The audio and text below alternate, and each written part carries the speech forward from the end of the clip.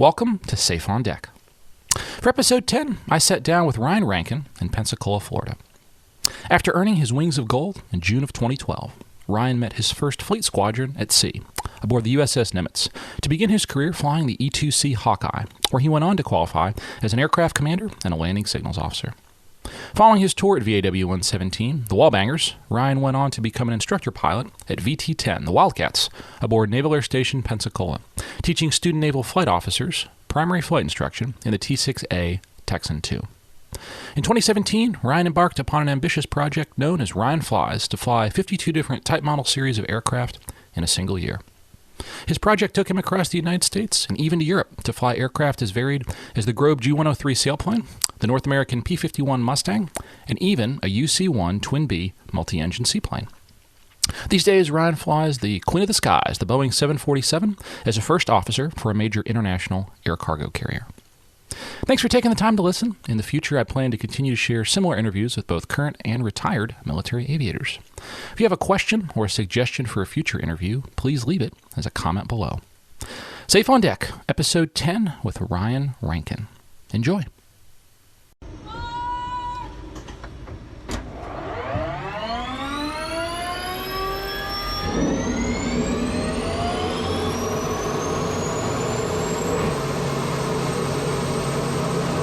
Ryan, where were you born?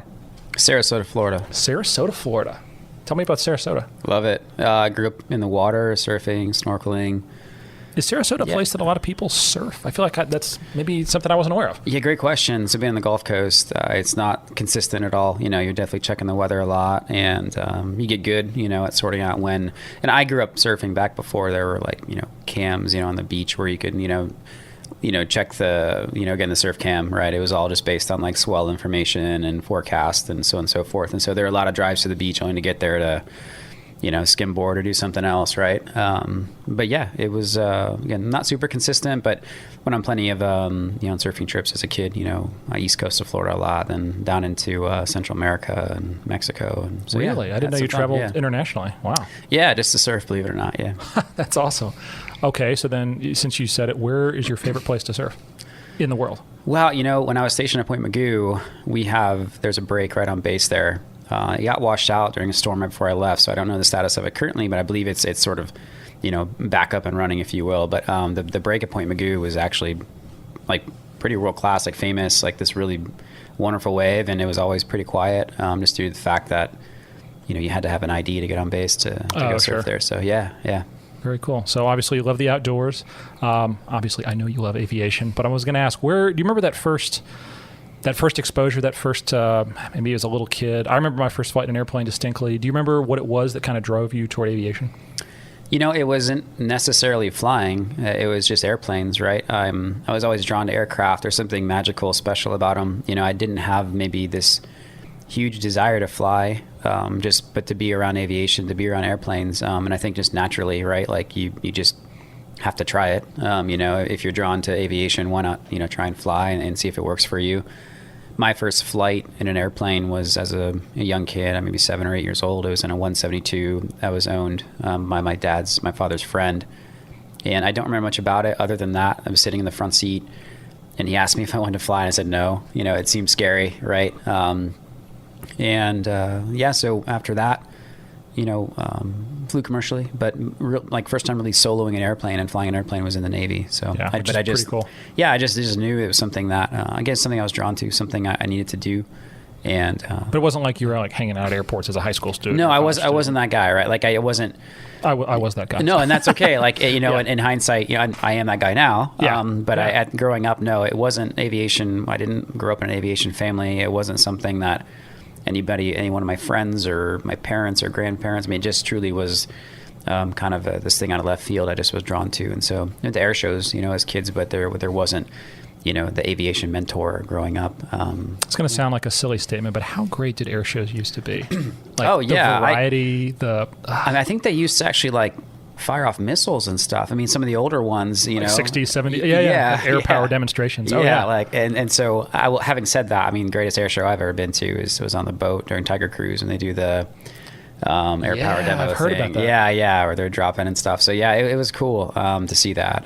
But yeah, as a kid, air shows, I just feel like the variety aircraft was a lot different, right? I mean, you had some pretty neat stuff showing up at the airport, and yeah, it just for some reason they just seem, again, air shows now are great, love them pieces, right? Yeah. But to go to one tomorrow, I get it. Even as a kid growing up, Disney World seemed better back then, or something. Like everything as a kid seems better than it is now, right? Because as a kid, everything is cool and neat and fun, right? So. Oh, yeah. One of the things I'm so thankful for, my airport back home in Tennessee, they keep some of the posters. And so the Air Force Base, Arnold Air Force Base next door, used to sponsor the air shows. So you have an Air Force Base backing it. I mean, it's a little 5,000-foot runway, right? And I'm not trying to undersell Tullahoma, but, Thunderbirds, F-104 demo team that staged out of Nashville. That's cool. I mean, F-86, MiGs, T-28, Trojan Horsemen, I think, back when they were flying. Just like at this little podunk, no offense, that's cool. My hometown. That's cool. At this little airport. And then now sometimes you see bigger shows that don't have that lineup. I don't know what changed. I don't know why, but it makes me happy that I got to enjoy it, and I hope it comes back. Yeah, of course. Yeah, that variety is so cool. Okay, sorry. A little sidetrack there. So back to you, though. So growing up in Sarasota, what pointed you toward the military? What kind of garnered that interest in military aviation in specific? Yeah, I think growing up around the water, it was always a Navy. I never really, I think, considered the Air Force for not any other reason than I just wanted to be around the water. And so it wasn't just, Navy for me. It was boat stuff, and it was flying around the boat that interested me. And of course I wanted to serve, right? I could have, flown in other capacities. Sure. But I wanted to serve. My dad was in the National Guard. And it just was something I wanted to do, and I wanted to, again, just be around the water and fly around the water. So, yeah. Perfect way to do it. Yeah, when I was in grad school, towards the end of grad school, I applied to OCS and got picked up for a pilot spot. What did you do for your master's? Geography. Yeah. How does that, tell me about it, because I know nothing about that as a degree. Yeah, it's super interesting, and that's a way for me to say it. My plan was to get a PhD, to get my doctorate, and then maybe try the professor thing, right? That was always the plan. I was applying a few different places, and the Navy being one of them.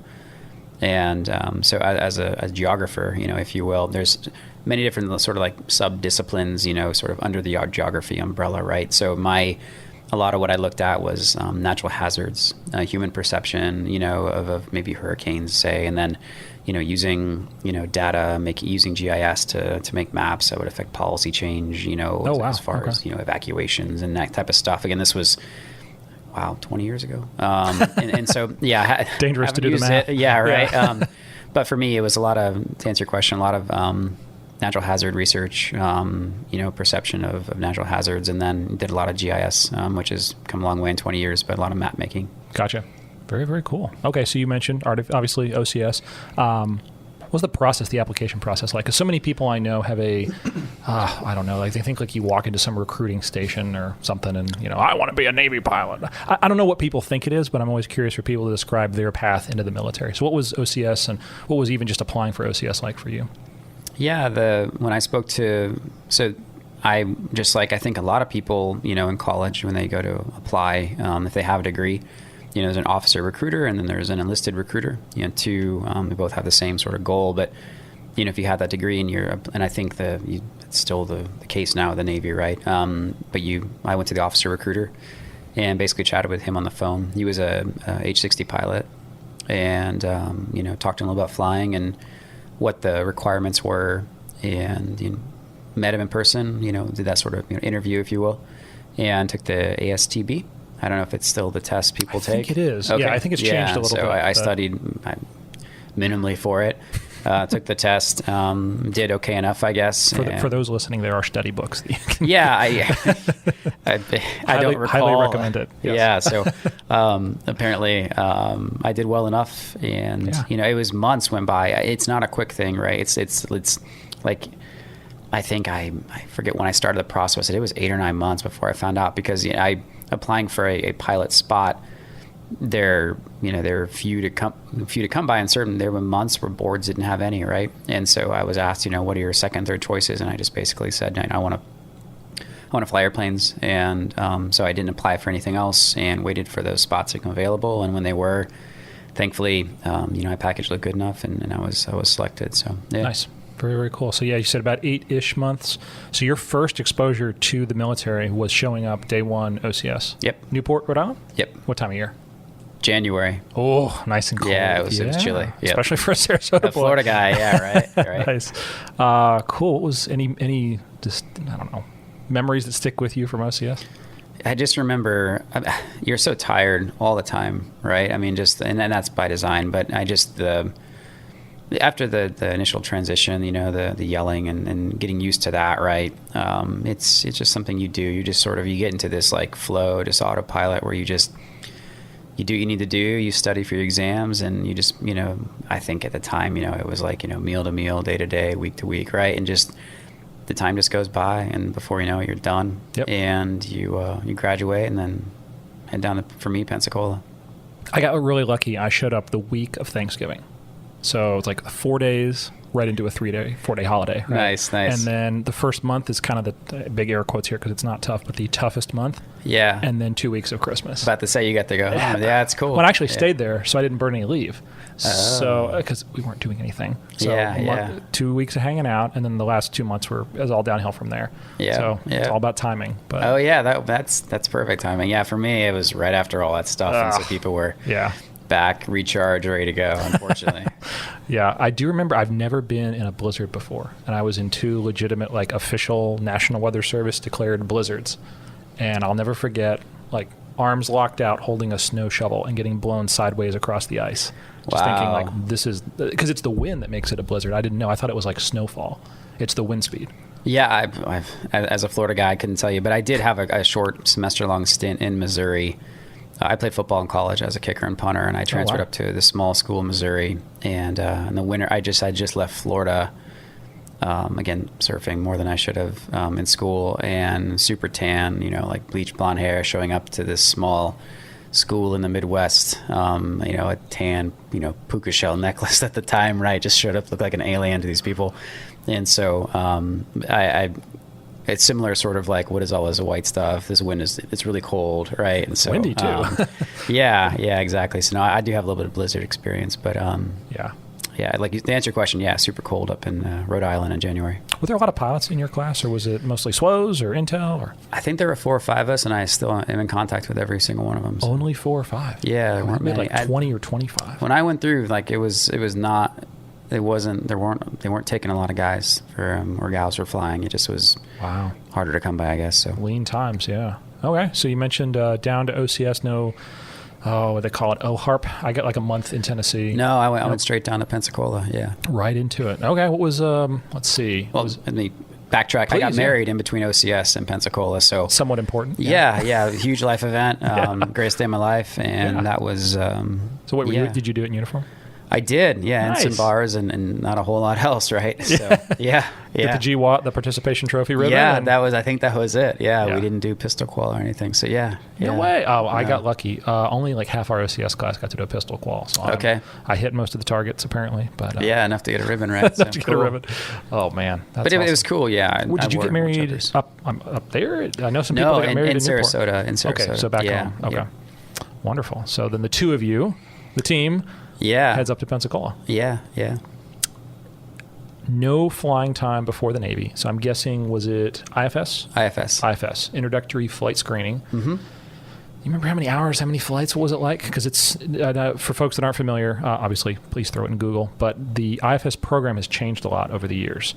So now it's a lot, I'm going to say less flights. It's a little bit more tailored to getting you ready for military aviation. I think my favorite phrase, back in the day, it was a lot more flying. I mean, you did like a night cross country, right? There's a lot more going on. Yeah, when I went through, I believe it was 25 hours. It was a significant amount of time, and there were a few solos sprinkled in, maybe 2 or 3 solos. One of them was a cross country solo. And I did mine up at Peter Prince up in Milton, and it was a memorable experience. I mean, again, first time flying an airplane. It was in a Piper Warrior, and it was fun. A civilian flight instructor, wearing shorts and collared shirt, I think, was the dress code, and you sort of were, when you were in IFS, you didn't do anything else, and so it's changed quite a bit since then. You do your written for the FAA. I mean, exactly. So you have that done if you wanted to take your, I guess, equivalency exam or something later on, so to get your private pilot's license. Absolutely. It was a much more robust program from a flying standpoint when I went through, and certainly changed now, more robust in other ways. But yeah, when I went through 25 hours. That's awesome. That's a lot of flight time. Yeah. I was a validator, so I do remember distinctly thinking maybe I should just lie and not tell anyone I have my license so I can get like 15 free flight. Right. Which is of course a silly plan, and of course did not happen. But yeah, that's so your first touch point, first time soloing in the mighty Cherokee. Yeah, believe it or not. So. Yeah. Okay. I'm always interested. You mentioned you stayed in touch with a lot of your OCS folks that you're meeting now, Naval Academy types, ROTC types. Everyone's kind of all together. Yeah. Did anyone wash out in IFS? Was it something that everyone kind of got through, or was it every part of the program you lose some people, I think? But yeah, and I think there are some people who just for other reasons, right? Whether it's not so much performance based, but just for whatever reason, just don't want to fly airplanes, right? Like maybe thought they wanted to or needed to and got there, and the reality of flying didn't match up with the picture they had in their head, and just felt strongly enough or that early on that it was time to move on. So no, I don't. None of my friends from OCS, or I don't. Maybe one person comes to mind who struggled and I think went on to do something else in the Navy, but it certainly wasn't. At least in my experience, there weren't a lot of people that were, I think, sent packing. So that's good. That's good. Yeah. Well, the reason I asked that is I've had a lot of folks ask me, actually recently, hey, what can you do to get ready? It's like, if you want aviation to be your career, do things in aviation. Yeah. Surround yourself by aviators. Maybe don't listen to what every single one of them says, but surround yourself by aviators and get a license. I would say an instrument ticket would be, I didn't have the money for it, but had I done it, and in retrospect, one of the many things I wish I'd done was an instrument ticket before the military. It's not the same, but man, oh man, just the more exposure you get. The folks that I know that had trouble at IFS had no exposure to aviation. So for you to have no exposure and then do so well through it, that's incredible to me. Well, I mean, I had a great instructor, and yeah, I mean, I guess coming in, I certainly had some time. I had 8 months to figure it out, waiting to hear back from my recruiter. Could have gotten more prepared, I guess, but I wasn't sure if that was something I was going to do, if I was going to get picked up. But I think if someone were to ask me that question today. Students ask me, I was a knife instructor for a little bit. What would you do? Because, now there's, I think, quite a bit of downtime between finishing, knife, which was previously known as IFS, and then classing up for primary. And I tell every single one of them to go to tail wheel endorsement and do upset training, right? Do, because when you're flying, again, the 172 and knife or again, I flew the Warrior, then you get to the T34 or the T6 now, right? It's just way more dynamic. And there's something about tail wheel flying, flying tail draggers, landing on grass. You get to feel airplanes just differently, right? And you get to understand, I think, aerodynamics better, and then doing some of the spin training and doing aerobatics and getting exposed to that stuff before primary, so that when it does matter in primary getting graded, it's not too, super foreign. And again, I just think it makes you a better pilot. Yep.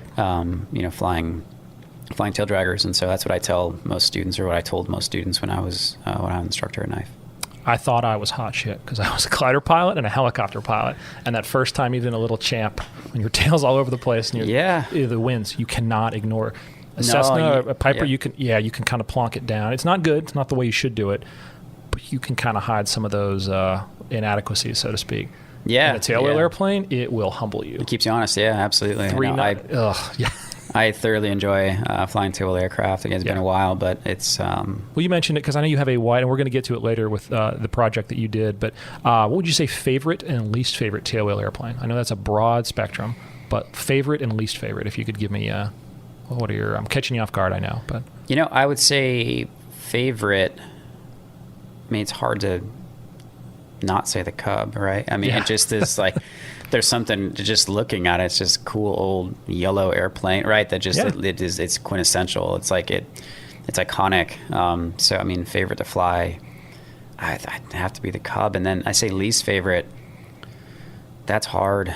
I haven't really met an airplane I don't like. That's a great answer. But I would, from a visibility standpoint, the Great Lakes I used to own was somewhat challenging. So I maybe didn't dislike it, but maybe on the more difficult end of things. Have you ever flown to Pitts? I have not. I hear they're tricky. You're doing a descending... It's almost like in the T6, like doing a PEL. You're doing a descending turn the entire time because you cannot see over that. Yeah, just almost slipping it. Yeah, exactly. Okay. And I've flown in the front seat of one. I really want to fly one, again, number one, but number two from the back seat. but I get the feeling that's probably a very humbling, that can humble you.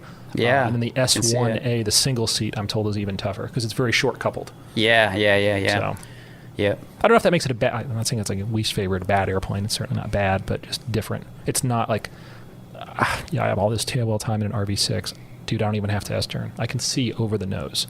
So it's not, I almost think it's cheating at times because a real tailwheel airplane, like your Great Lakes, like you have to do that S-turn. You have to be very cognizant of where your nose is, where your tail is. I'm cheating in the RV6 almost. Nah, it's all right. I mean, but you still get the respect for, your feet on the pedals, right? And you can get away from you pretty quick if you're not paying attention. Okay, 2-point landings or 3-point landings? What are your thoughts? I always did wheel landings in the Great Lakes. Really? Yeah, okay. yeah. Just from a visibility standpoint, it was okay. So always did wheel landings. So you're just that 2-point and then you're flying the tail to the ground? Fly the tail all the way down. Yeah. Yep. Okay. Interesting. Well, totally different topic here. Yeah, I agree. Go get a tailwheel rating. Go get a glider rating. Do something different. Because it'll give you an appreciation for a type of flying. It also, I remember going through primary and then talking about engine failure scenarios, landing in a field, and this idea of like off airport stuff and landing in grass was always so weird to me, right? And being exposed to that, putting airplanes down again on grass strips, it opened my world up again after 10 years of flying when I did that, right? And it was just cool. And some of my friends who went through primary and flight school had that tail dragger, vintage airplane experience, just were more confident in the plane. Didn't have 1,000 hours, right? But just more comfortable around the airplane, at least flying it, hand flying it. So yeah, that's awesome. Yeah. Okay, so obviously did the then IFS, now KNIFE program. Nothing crazy there, but a lot of flight time. And then was it a big break between that and primary, or did you sit around a lot, or was it right to primary? No, we moved to Corpus pretty quick and classed up pretty quick. I didn't really have any long delays. I had some surgery I had to have flying T-45s, but I didn't have any administrative type of delays in flight school at all. Okay, nice. Why Corpus? Was it how did they decide where they sent people back then? I'm trying to recall. I think we were given a choice, and we lived in Pensacola for a few months and didn't have kids and thought we'd try something new. My cousins had lived in San Antonio. I'd visited there several times and liked it. And so we thought, hey, how long could we, primary is only a few months long. I think going into primary, I wanted helicopters. And so it would have been only a few months, down there, then back to Pensacola anyway. Why not try something different? And what turned into just being in Corpus for a few months turned into being quite a while, because I ended up going to Kingsville after that. And then had to have some surgery on my face, and so we were there for I think 2 years, maybe longer. Yeah. You finish up with IFS, then API. Yeah. Then anything memorable in API? Is it a pretty no program? It was at the time. It just academics. There's just dunker. There's no secrets. You just got to study, right? I mean, you just got to study. That's Flight all suit there is Friday. To it. Yeah, that was a big deal putting that thing on. For I the look first back time, how goofy that was, but in the moment it did not feel that way. In the moment it felt like you felt super cool. Yeah, of course, right? I still like putting a thing on. So you've earned the right to wear the phone. Yeah. Okay, so when that finished up, like you said, going on to Corpus, VT 27 or 28? 27. 27. What was the difference between the squadrons? Anything that you can remember? Any rivalry? I didn't really notice a discernible difference when I went through. I think everyone thinks their squadron's better, unless they're not doing well. Then their squadron. It's all relative. I just kept my head down and did my job. And what airplane did you fly when you were there? T34. T34. So I feel like I should know the answer to this question. Were there T6s and T34s on the base, or was it just T34s? No, it was all T34s. Okay. Split field ops? Because I know the airplane had beta, or were you guys... I don't know what corp... I've literally never been. I'm told that back at Whiting, they would cut the runway in half. First half of the runway was arrivals, second half was departures, and they would do split field ops. No, we never did anything like that. Okay. It was all... Beta apparently is very nice to have. So yeah, I remember that the Hawkeye had it.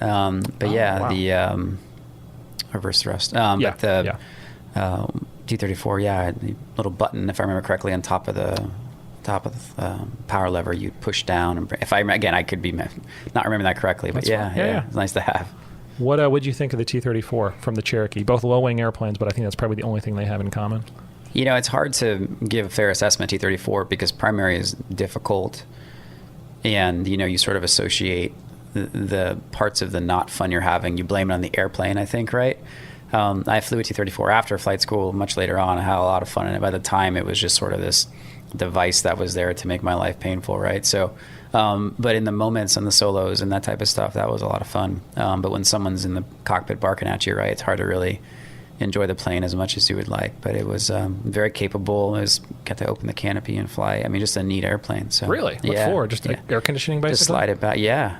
It's kind of cool. So, wow. Good aerobatic performer? Yeah. I think 3.5, 4 Gs, something like that. Yeah. And you've flown both. I'm jumping ahead here. You've flown the T6 Alpha and the T34 Charlie. Yeah. What are kind of strengths and weaknesses, big differences? Because obviously, we sunset the T34 Charlie a couple of years ago, and now it's all T6 Bravos for North Whiting and Corpus, and then obviously Sherman has T6 Alphas. But what would you say between the two? I mean, what do you think they do well? What do you think we lost when we stepped away from the T34, if anything?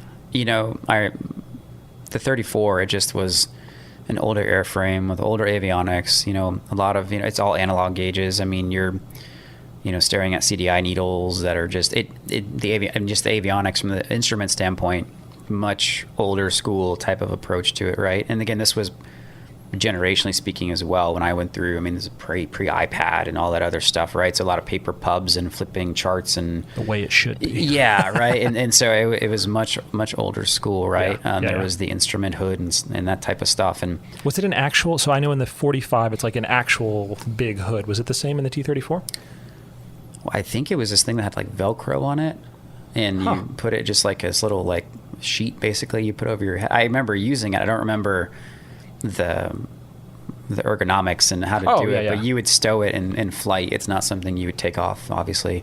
But I was going to say, I want people to have that appreciation. I, in the T6 Bravo, was in the back seat doing instrument stuff. Yeah. So it's like, you can't see around. You can kind of see around the guy in the front. In the Charlie, the T34 Charlie, you guys literally, when they say the bag, it was literally it was like a piece of fabric, like could not see a tarp you put over. You put over in. Yeah. So. And in the T45, I think that's the way it's still done. Yeah, that I think was a Velcro thing as well. So a true vision limiting device. Yes, I guess to compare the two, I feel like the T34 was harder in some ways, right? Because you had much less available to you from like a tools, sort of standpoint, but also simpler in that regard too, right? T6A, just a way more capable airplane. As you were aware, just a way capable airplane as far as flying it goes, visibility, everything about it is better. just as a better, more capable aircraft. But again, you don't get but it's all I say glass, right? The T6A isn't necessarily, it's more analog. It's a digital display of a steam gauge. Yeah, it's interesting, right? So but the first generation of a glass cockpit, basically. Yeah, basically. But yeah, the T6 just certainly I think more fun to fly, and then ejection seats, right? So big that's plus. Nice to know type of thing. So $1 million get out of jail free card. Yeah. Again, it's just good to know that that's available to you. So, what any good stories flying the T34 in primary? Do you get to do any cross countries or fun solos or forms or anything that kind of sticks out that you remembered and enjoyed? Nothing really comes to mind. I guess. I had one. There was a single flight, an aerobatic solo I was on. And towards the end of the flight, started to have some fluctuating oil pressure that was right within limits, but it was new, right? I think, I tell students, right, like NATOPS is gets you so far, but I like to look for trends, right? If the airplane's doing this at the beginning of the flight and then towards the end something different, right? That's a change, and that's notable. And so, early on the flight, that needle was pegged. It was oil pressure gauge, and end of the flight, it was bouncing around. Again, within limits, but that was, again, something different. And so I liked to sort of, knock off the aerobatics and fly back. I'd sort of, flown the requisite amount of time, and thought I'd just bring it home, just play it safe. And landed, told maintenance about it. They, op checked it, or they did something, right? Couldn't find anything. I don't know exactly what was done. But I know work was done and things addressed. Very next flight, another student solo had an engine failure, chip light engine failure. Thankfully, near outlying field, the student was able to dead stick it into, I think Waldron was the name of the field at the time, and everyone was okay. Plane was okay. So yeah, he was talking to you, right? So so it worked out for everyone, Anyway. I had an instructor I did a BFR with, and I remember he always talked about, and he only a general aviation pilot, so I want to kind of preface it with that. And he always said, what will get you in aviation is transitions. When you're just cruising along straight and level, generally things don't just happen. It's, slowing to configure for the pattern, or taking, putting big power inputs in or something like that. And I remember always having that attitude. It made sense, like, hey, when you're doing something different, heads up, perk up, be a little bit more attentive. And then flying the aircraft that I flew, when you were doing nothing at all and things would fail. And I'm not, just to be clear, I'm not speaking disparagingly of the 53. I actually love the 53, but that even more so, coming from an airframe that was an aging airframe, you always have to be on your toes. There's no such thing as only waiting on transitions. Like I get the point he was trying to make, but I think that's something that I speak of with a lot of pride. From an aircraft that I don't know. Was the E-2? And I'm jumping ahead here, but was that? E-2 Charlie. You flew it probably at the end of its overall lifetime, right? I think there might still be a couple of E-2 Charlies, but it's mostly the E-2 Delta. So was it a mature airframe, or was it something that, I'll be honest, I flew the 53 probably toward the end of its arc in the Navy. Yeah. The reason I mentioned that is that mentality, that perspective, I am so glad I have it. I'm so fortunate. I respect it so much because, I don't know, I know folks that have very basic systems issues, and I could go have one tomorrow, so I'm not speaking disparagingly of anyone, but goon it away because they are not used to thinking about EPs, whereas I thought about EPs all the time. What would I do? Where would I land? That type of thing. Was that a mindset that you ever ended up seeing flying the Hawkeye? Yeah, it carries over into like everyday life too, right? I think as at least a Navy pilot, like you're always thinking of like what could go wrong in this moment, right? And that's maybe a bad thing, at least when it comes to like your everyday sort of life. But anyway, but not in a bad way. You're thinking about how can I solve the problem before it happens. Exactly. You're like, what could go wrong here, right? And so kind of preemptively sort of attacking stuff, right?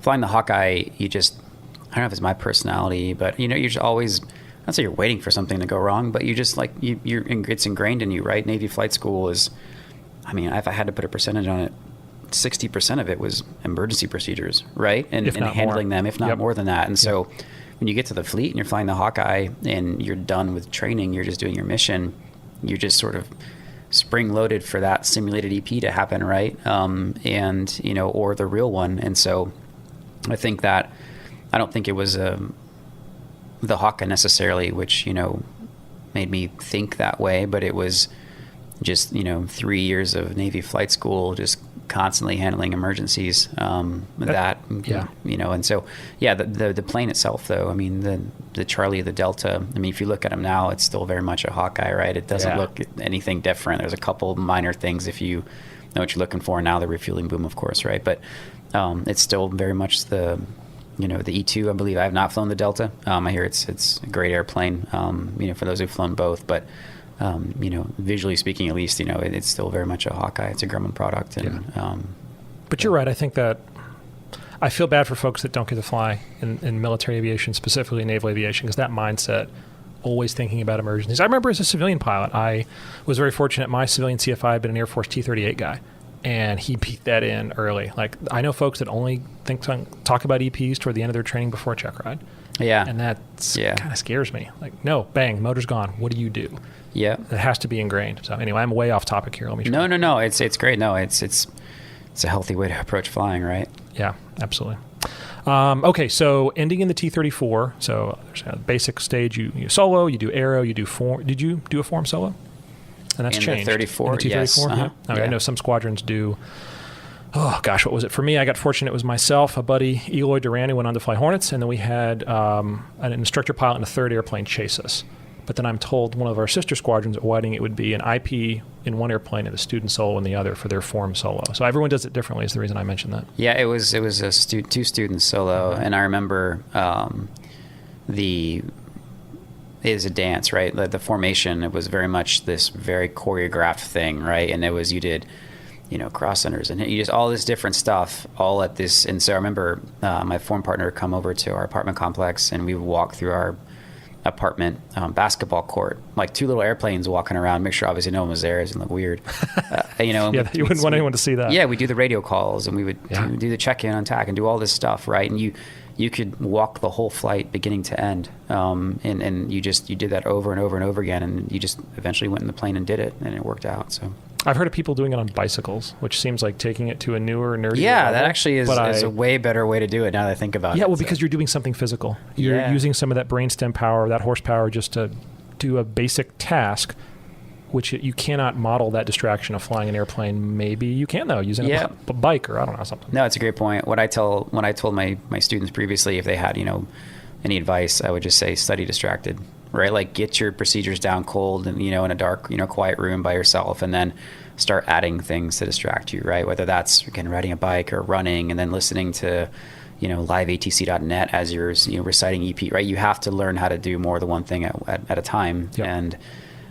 And that's a huge part of it. The students that have struggled, for me at least, I would ask them after the fact, after a flight, like, hey, what's going on? They knew their procedures and they could recite them, again, in that quiet room, right? But when you put on the gear and you're, pulling G and you're sweating and you're stressed, you might be a little nauseous, right? It's that brain power is sucked away. And so you have to learn how to, again, do more than one thing, several things at once, in fact. And so, study distracted. Once you have things down cold, add those sort of physical distractions. I remember taping out the landing pattern on my floor of my apartment and bouncing a tennis ball, walking around the landing pattern, saying, what I'm doing here at this point, what's my airspeed, what am I doing with the power? And, you engage your brain in different ways, and it's definitely an acquired skill. And you know what? You actually led perfectly into my next question. Do you think there are natural pilots? Because I don't. That's just, I'll give you my hot take on the front end here. I think it's practice. I think it's reps. I think there might be things in a life that make you maybe naturally better suited for it. But same with leadership. No one just becomes a leader. You have practice doing things before, in my humble opinion. But I'm always curious what other aviators think. I don't think there are natural pilots per se. What I think is that there are certain mindsets based on your life experience that make you better on the plane.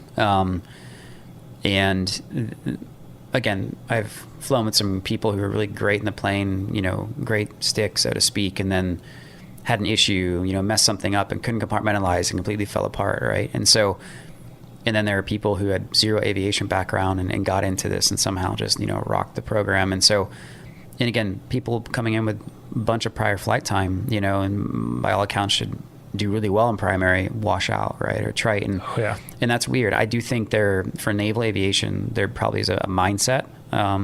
Again, I think based on life experience, that is probably better suited. But I don't think it's anything that I don't think anyone's born with some special thing, right? I think you just make a decision and, you make it work. But again, to reiterate, I do think there's probably a better mindset, or we use the word personality, right? But again, how you approach the plane, approach flying might set you apart initially, right? Sure.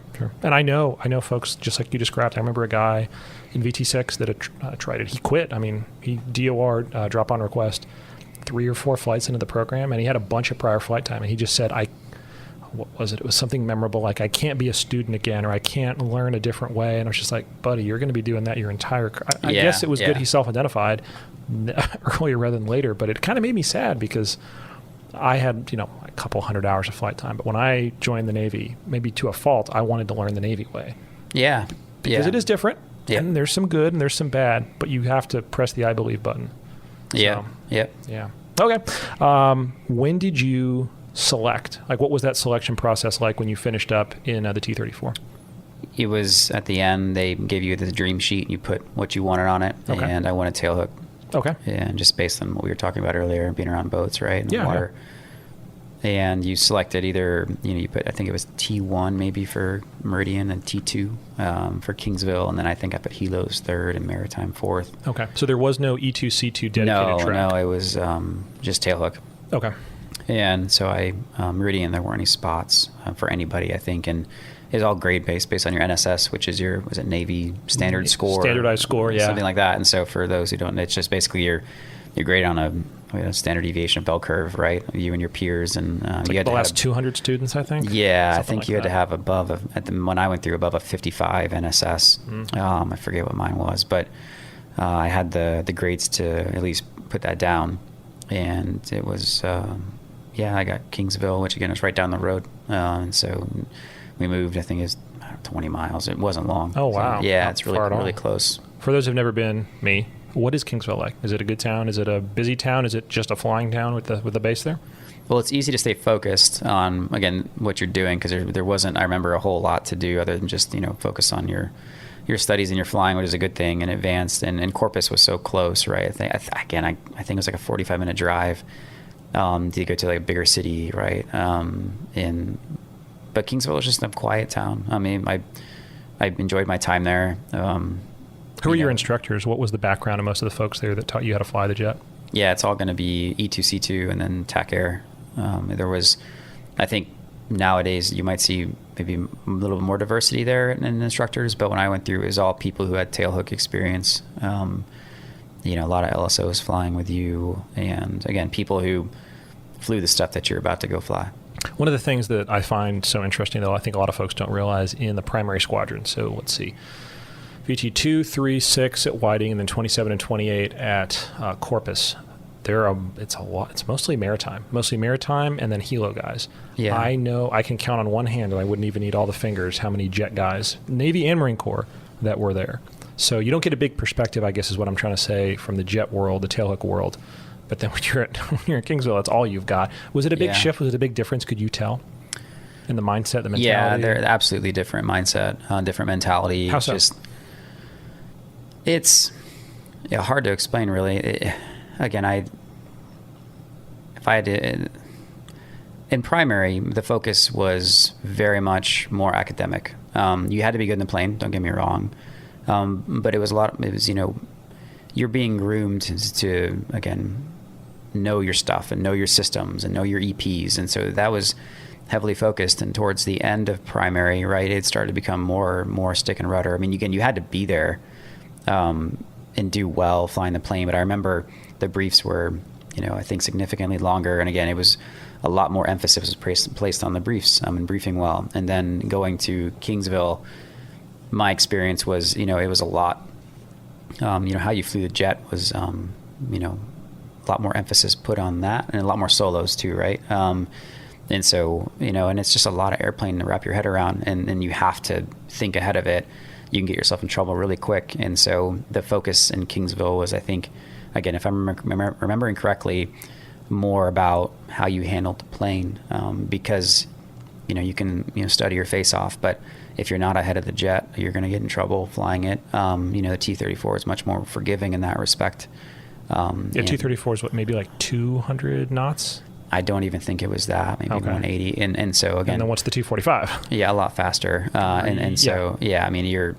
mean, I think on paper it's a Mach 1 plus, but I don't think that's a test pilot thing. Or I don't think anyone's hit that number anytime recently. Yeah. But it's just a lot more airplane, and so they want to make sure you fly the jet well. And don't get me wrong, you have to know your stuff. The briefs have to be on lockdown, but again, more focus on the actual flying, aspect of it. So was it a lot of form stuff as well? Yeah, a lot of form, a lot of cruise form, and then 2-ship, 4-ship. Yeah, a lot of division stuff. You do I think you'd like a division solo. Really? So 4 solo students. Yes, I do remember that. God bless! Wow. Yeah, that's cool. Yeah, I don't know if it was 4 student solos, but I think you would do a division solo, and there might be other students and there's 4 airplanes. You know what I'm saying? Could be a mix of all. So I don't think they would do 4. Again, I remember very little about this, but if I do remember, I believe doing a division solo in Kingsville. Good instrument airplane, flies well in the weather. Yes, and that's your first exposure to a HUD, at least in I think the T6 Bravos now have HUDs, right? But for me, you very quickly become, accustomed to and reliant on the HUD, right? Just staring right through that thing. And so, is it just because your scan is so easy? It's up all in your right face? Yeah, it's all right there. Okay. If you want to, input stuff on your scratch pad, right? You have to do that, but that's up right in front of your face too. So you get real comfortable, looking at a HUD and becoming accustomed to using that. So that's the first time you went to the boat, right? Yeah, first time going to the boat and it's solo. And my first time ever seeing an aircraft carrier was flying. Again, I went to air shows as a kid, but didn't go to Navy bases and see, warships and that type of stuff. So my first time seeing an aircraft carrier was flying over it solo in a T-45, getting ready to land on it. So it was all kind of hits you at once. Pretty neat experience to do it solo. And I like that we do it solo. What's that profile like? As I understand, it's a couple essentially touch and goes with the hook up, and then at a certain point they clear you hook down, and then you do a number of arrested lands. arrested landings, a number of catch shots. Is that basically what it's like? Yeah, if I remember, again, I said a lot, but I think it was 2 touch and goes, and then it was hooked down for your first trap after that. So what's more dynamic, the takeoff or the landing? They're equally. I mean, the catch shot's a lot easier, right? So, a lot more fun. Yeah. But the landing on the boat was way more satisfying, right? I mean, something you've sort of seen on TV and prepared for, and to do it, right? I mean, you join this sort of club, right? And it's neat, it's cool, and it's did it in Key West, a great place to do it, and you have a neat sort of, you can hang out with your buds afterwards, and head down, I think, Duval Street, right? So I've said it before, I'll say it again. For anyone that has not gotten to experience Key West as a naval aviator, it's just cool place. Such a cool place. Cool place. Yeah. The island. It literally is an island. Oh, I guess it is technically not an island, but it's an island. It's just a different way of living, a different place. It's a cool, very, very cool base. Yeah. It's neat. The Fly Navy Hotel there and stuff. There's a lot of history. Really cool place. And then beautiful water, right? It was neat to be able to do that. And so, You're 90 miles from Cuba. Yeah. Yeah, real close. And I remember my last, cat shot. You go up to the taxi up to the cat, and I remember Air Boss saying, I forget my call sign. You shot to the beach, which means you're done or going home, which you don't know if you've qualled at that point, but you know that you're done, right? Like you've gotten your traps. Sure. And I think there was a GPA or something you needed to get to qual. And so you just knew that it was done, and that felt good to hear that. And then right off the cat stroke, climbing out to head back to Key West, I think on an Obog's light, and had to end up pulling the green ring. And so my last flight in the 45, I didn't need to come in for the break. It was just this lame straight in, right back into an actual emergency. Yeah. So, and landed uneventfully, thankfully. And that was long before the Great Obogs Wars of, I don't even remember what year, but. Yeah. I remember that was the first time I'd sort of seen it in the plane. So you said that was your last T-45 flight in the training command? Yeah. You flew the bird back to the beach, and then I guess got on an airliner or an ALO or something? And yeah, that was it. I was done. When I went through, you either finished at CQ, or you did it like partway through your syllabus there. Okay. Yeah. So for me, I happened to finish in CQ. So there's an air-to-ground stage, right? Is there an air-to-air stage? How does that work? Yeah, I guess I'll backtrack a little bit here. So I had halfway through advanced, you have a selection. E2C, again, it's different now, but E2C2, or you went on strike. And I selected strike and had a barotrauma, a sinus rupture in the plane, and really excruciatingly painful. I was bleeding. Oh my gosh! Like in my mask, and it was so I had to land and thought I healed up. Got back in the plane, was having issues, and I had to have facial surgery, which still kind of it really significantly affects me to this day. Even like on my longer airline trips, like I'll get bloody noses and things. Oh wow! Just and so anyhow. So I had this surgery and got back on the plane and just wasn't feeling right. And long and short of it, had the choice to I think apply for this waiver. And if it was denied, I was done flying, or I could go multi-pilot it. I forget the details surrounding it. So I elected to go E2C2 as a result of sort of this stuff I was dealing with my surgery. And I was in sort of, I think they call it phase 2, doing like weapons and stuff and ONAVs, like low levels, and went straight to the boat and qualled, and so I was done. So wrapped it up. And yeah, wow, that was it. And that's got to suck. Like any kind of sinus pressure, anything like that. I'm done. I'm not flying. I guess what I'm saying is that's something I remember flight docs have always told me to take very seriously. Was that something, if you don't mind talking about it, is that something like did you feel bad that day? Was it just something that happened? It was come back on a cross country from San Diego. Okay. And I don't remember being sick or ill.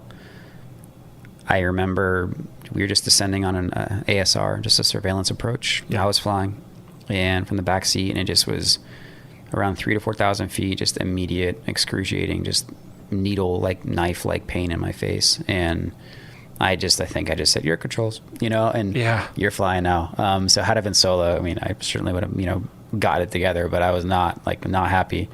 And, just, he asked me what was going on, and, just pain again. Yeah.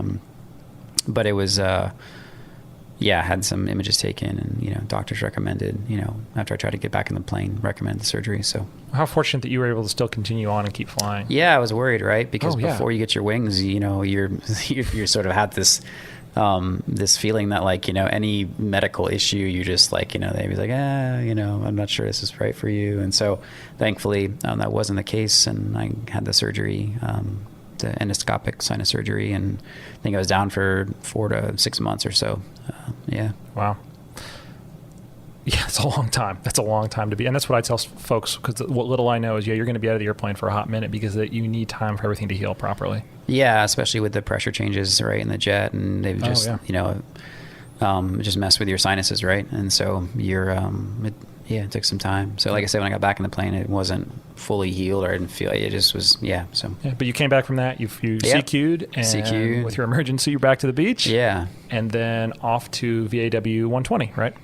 Yeah, off to 120 after I CQ'd, and with an intermediate stop, as I recall, in Sear. beautiful Maine. Yeah, up in Kittery. Yeah, up at Sear. That was the best training you never want to do again. Yeah, a lot of fun. Thankfully, it's a one and done type of thing. But it was, it was fantastic Navy training.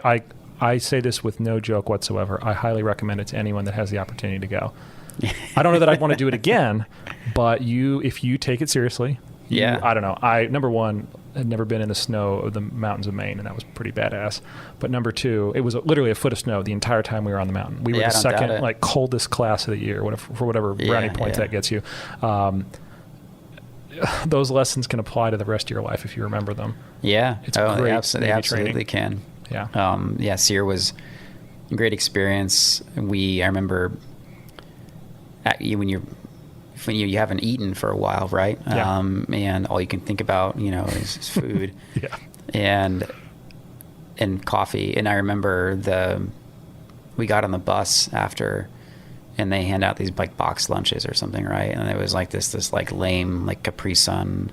Sorry, I like Capri Sun, but at the time, right? It's okay, you can drop shade on Capri Sun if you want to. And a ham sandwich. Again, it was lackluster, right? And I remember I was so just no, I'm really hungry, the hungriest I've ever been in my entire life. I'm not going to satisfy this hunger with this meal, right? It's going to be something special. And I remember there was this pizza place right out the front gate there, and I remember we all went out for pizza right that afternoon. But I turned down the lunch. I think I was the only person out of the entire bus full didn't want to eat, and they just looked at me like I had, a third eyeball, or an eyeball growing out of my forehead. And so it was, and then I remember getting back to the.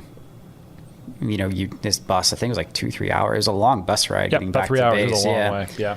You're in the middle of nowhere. Yeah. And getting back to base there, you finish this, pretty stressful, I hate to use the word grueling, right, type of evolution, and you just want to be, I usually can tell my wife, not details, but just that was hard, and just want a little bit of sympathy or something, right? And I remember getting back to base, and they pulled me aside and Lieutenant Junior Grade Rankin, you need to call your wife. Had emergency surgery, you have to call her. And I thought, what? And so you're leaving ASAP, or one more day of school or something, to go fly to Illinois. And she had gotten appendicitis and had her appendix from it burst. It was misdiagnosed, and anyway, she had to go back and get it removed. Pretty invasive surgery, and so she people die from that. That's not a joke. Yeah, so she from a bad day standpoint, she one up me. Just a little bit. Yeah, and so I remember leaving SEER, then flying to Illinois, and she was in the hospital. Just recovered from surgery, and to her credit.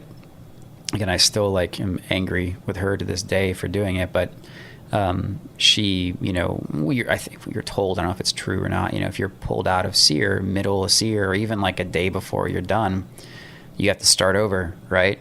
And she knew it was not something you want to have to do again. And so before she went in for this emergency surgery, as terrible as she felt, she called the squadron duty officer at VW 120 and was like, hey, this is who I am. This is my husband. He's at SEER. Do not pull him out, but as soon as he's done, he needs to come to Illinois. And so she, dealt with, incredible. Again, I was pretty upset with her for doing that, obviously.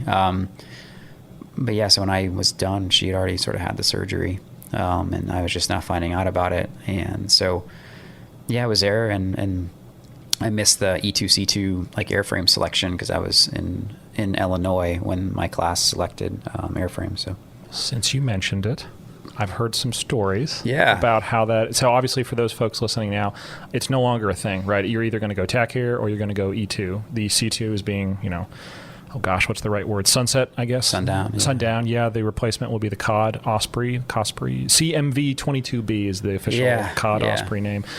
So all that to say, it's not a thing anymore. But I'm told back in the day, some people might have wanted the COD over the Hawkeye, and so what's that process like? How do folks decide? Is there? Can you let us peek behind the curtain briefly? The Thunderdome. I remember. Yeah. I wasn't there, but for obvious how reasons. it went. The OPSO or the operations officer just said, "Hey, 10 of you. You're in a class, right? You class up as a class. There were 10 of us, and just threw everyone in a room and said, "There's 5 C2 spots, 5 E2 spots. You're not leaving that room until you guys get it figured out." No rules. Just when you leave that room, we need to know who's doing what. And up until that point, it was all grade based and needs of the Navy. And so again, I wasn't there to vouch for myself, but what I was told happened. I wanted to fly C2s, as there were, I think, 5 people who wanted it, and there were 4 C2 spots, something along those lines. So the odds were good. And they just drew your ID card out of a hat, put everyone's ID card in the hat who wanted it, and just drew the first 4 got it. And I think I was 1 or maybe 2 people didn't get it, and I was one of them. And so went Hawkeyes as a result. But there was also like a selection after that. The people who got Hawkeyes, you got to choose East Coast or West Coast. And I desperately wanted West Coast, and I got the West Coast spot. So I got E2's West Coast, and it was the greatest thing. I didn't want, I wouldn't have it any other way. I got to do some pretty neat stuff as a result of flying the Hawkeye, and so disappointing in the time, and being in the hospital with my wife and just wanting, at the time that would have been, sort of fun news to get, but yeah, everything worked out the way it needed to, and yeah. So did one of your buddies just call you up and be like, hey buddy, this is what my buddy Charlie called me. He was like, hey, he kind of was like, hey, congrats, you got, and I was like, wow, I got the C2 spy. He said, no, you got E2s, but you got West Coast. I was like, oh, okay. Which again, I desperately wanted West Coast no matter what. But no, again, it was, in hindsight, I would have been elated, so I wouldn't have even put my name in the hat for C2. So again, cool airplane, cool mission, but I got to do some pretty neat stuff, and I'm certainly biased towards the Hawkeye. For obvious reasons, yeah. Okay, so after SEER, going down to Norfolk briefly, VAW 120, right? Yeah.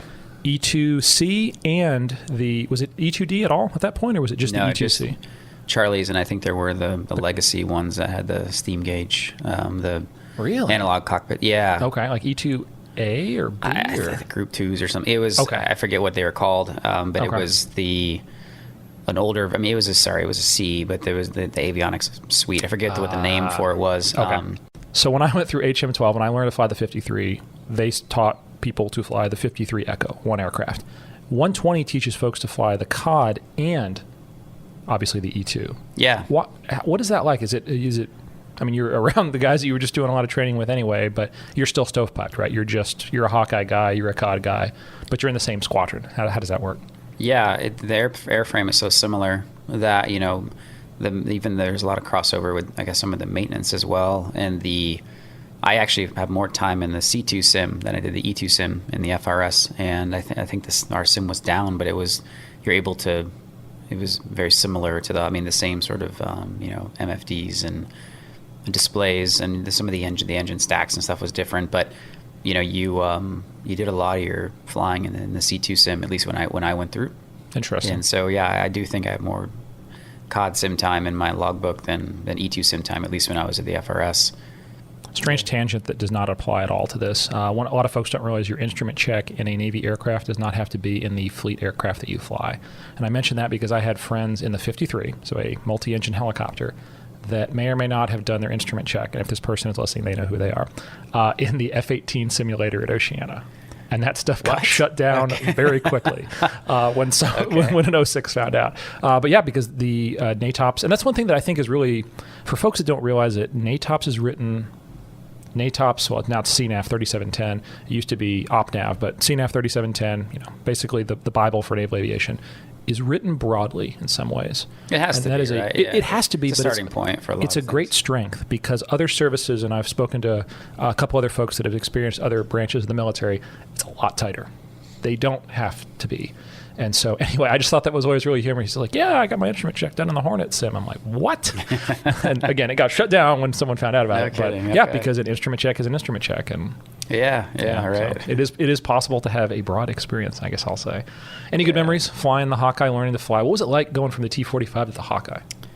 It just was cool flying a gray airplane for the first time, right? I mean, it's all orange and white. And I mean, don't get me wrong, T-45 is a neat jet and it's fun, but there's something about strapping into like a warplane, if you will, right? A gray airplane that has that has just history. And I remember my first flight being just kind of like awestruck, right? Like, I'm here doing this, right? I'm winged, and I guess your first time flying as a winged aviator at that point, right? And so it just is a neat feeling. And the plane, certainly a handful to fly, but after the sort of that initial sort of wow factor wore off, the plane it's a hands-on airplane. Not a lot of automation, at least in the Charlie. Is there an autopilot?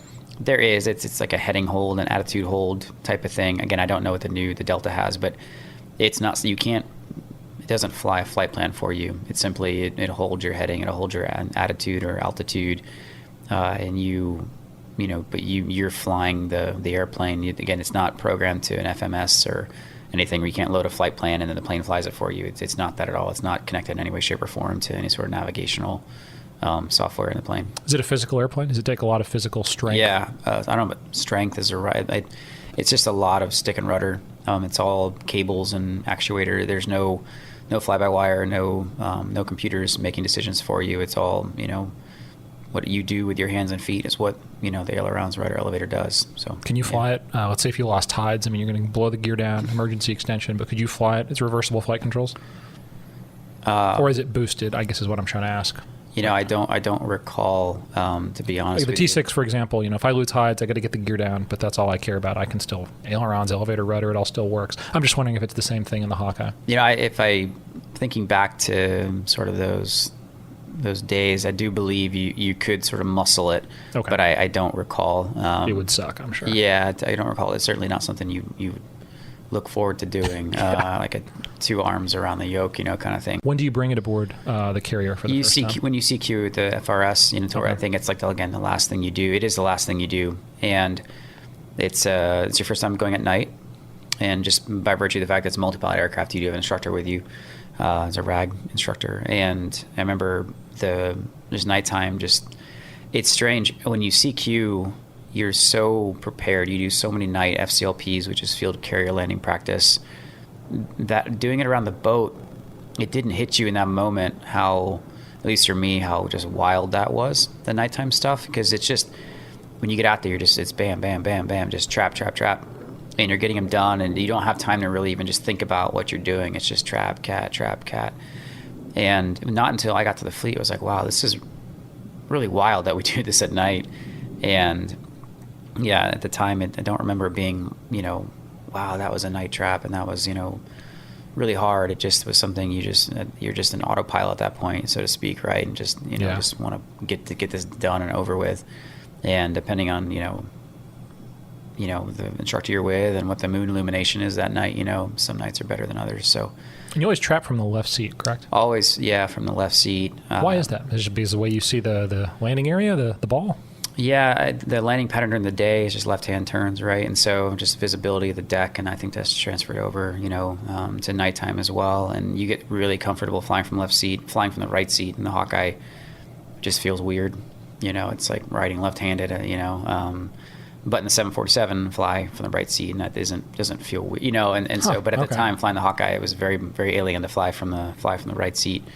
So, but I was an ATOPS instructor, and so you had to do some of that stuff to sort of do stand checks and whatnot. But yeah, all the traps again, I don't know if the rules have changed, but it's all left seat flying. Sure. Yoke in your left hand, so when you're in the left seat, and then where are your power? Yeah, it's like a center leaders? pedestal Okay. up here. Yeah, right in the middle, a little bit like raised a little bit, and yeah, all right in the middle there. Hands on the controls when you guys go off the cat. And the reason I mentioned that, the jet guys, they're up on the towel bar or whatever? Yeah, they hold something. Yeah, you're flying the airplane right at the end of the cat stroke. Yeah, and I imagine emergencies off the cat, like a soft cat or something, has to be just things what nightmares are made of in the Hawkeye. Yeah, certainly at night, things are a lot trickier, especially if it's dark out, or really dark out, because you don't have any horizon reference. So you're right on your instruments at 60 feet or 70 feet, whatever it is, and you have to fly your engine. There's no looking outside, right? And you're so low, and just the shock of the cat, right? I mean, you're at night, no horizon. Your body just had this this significant acceleration, right? And your brain's a little it's tossed a little bit, right? And it takes some convincing. You're looking at your instruments. It is a weird transition, going from that violent, cat shot to now flying your instruments, and it's just weird. It takes some getting used to, and so your right seat there is backing you up the whole time, giving you those call outs and let you know what you're doing. I had a day cat, thankfully, right off the cat. It was the new guy in the right seat. I was aircraft commander. I think it was during CQ or something before deployment. We and before every deployment and before boat debts, you would go out and CQ. I think it's 2 to 4 traps or something just to get kind of rehacked at the boat. And so we were doing that before deployment. And right off the cat went into rudder shakers, stall warning. And so, I mean, it's ingrained in you as a pilot, right? If you're stall warning, to break the stall to nose over, right? Right off the cat's not the place you want to be doing that, just because the water is right there. And so right off the cat, got right into rudder shakers, and you get used to the feel of the catapult, the cat launch, and you can tell if one was maybe felt a little stronger, a little softer, minor differences, right? But like a soft cat or something that wasn't right, that would be really noticeable. And that particular cat stroke didn't feel any different to me. It wasn't unusual. It wasn't stronger or maybe softer feeling. But regardless, at the end of the cat stroke, we're in the rudder shakers, and real quick, looking at airspeed, looking at the plane feels okay. Nothing is wrong here except for these rudder shakers. And, sort of in that moment had to process a lot of information and a lot of feeling, and just, assess that this was just some sort of faulty stall warning system. And so climbed away, plane flew absolutely fine. And, talking to the rep in the tower, let him know what's going on. We, pulled out the book and ended up just deciding to pull the stall warning circuit breaker, and then rudder shakers went away and landed uneventfully. So yeah, had that happen at night, that's a lot more to process, a lot more stress going on, right? And now you don't have that visual reference, right, to sort out what's going on, but yeah, work that out. So wow, yeah. That is so interesting, because I think pretty much every other aircraft that I can think of, it is a stick shaker. Right, if you see the critical angle of attack, the stick is going to. I mean, I did it today in the T6, right? 15 units AOA, you feel the shaker. 18, the stall occurs aerodynamically. But the rudder, I mean, I guess because you don't want someone to make that pitch input necessarily in a carrier-based aircraft. Is that kind of the logic why? I'm guessing maybe it's a rudder shaker instead of a stick shaker for AOA. Yeah, I know you didn't design the airplane. Yeah, I would imagine so. And I mean, it never occurred to me that it was. I guess there's stick pushers and that type of stuff. And Snap it out of your hand. Yeah, right. No, I think, I don't know why. Pull the circuit breaker and you were good to go. Yeah, that was it. So. Did y'all dump down, I'm guessing, before coming back aboard? We were doing CQ, so we weren't that heavy, right? They light load you, and so you're not full bag of gas. But I did have to dive.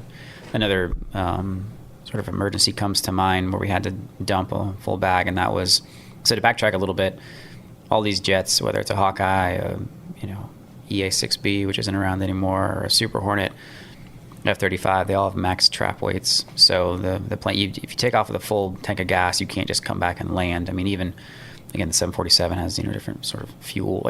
Can you dump fuel in the 747? Landing a heavy jet, yeah. Really? Yeah, I didn't know that. Okay.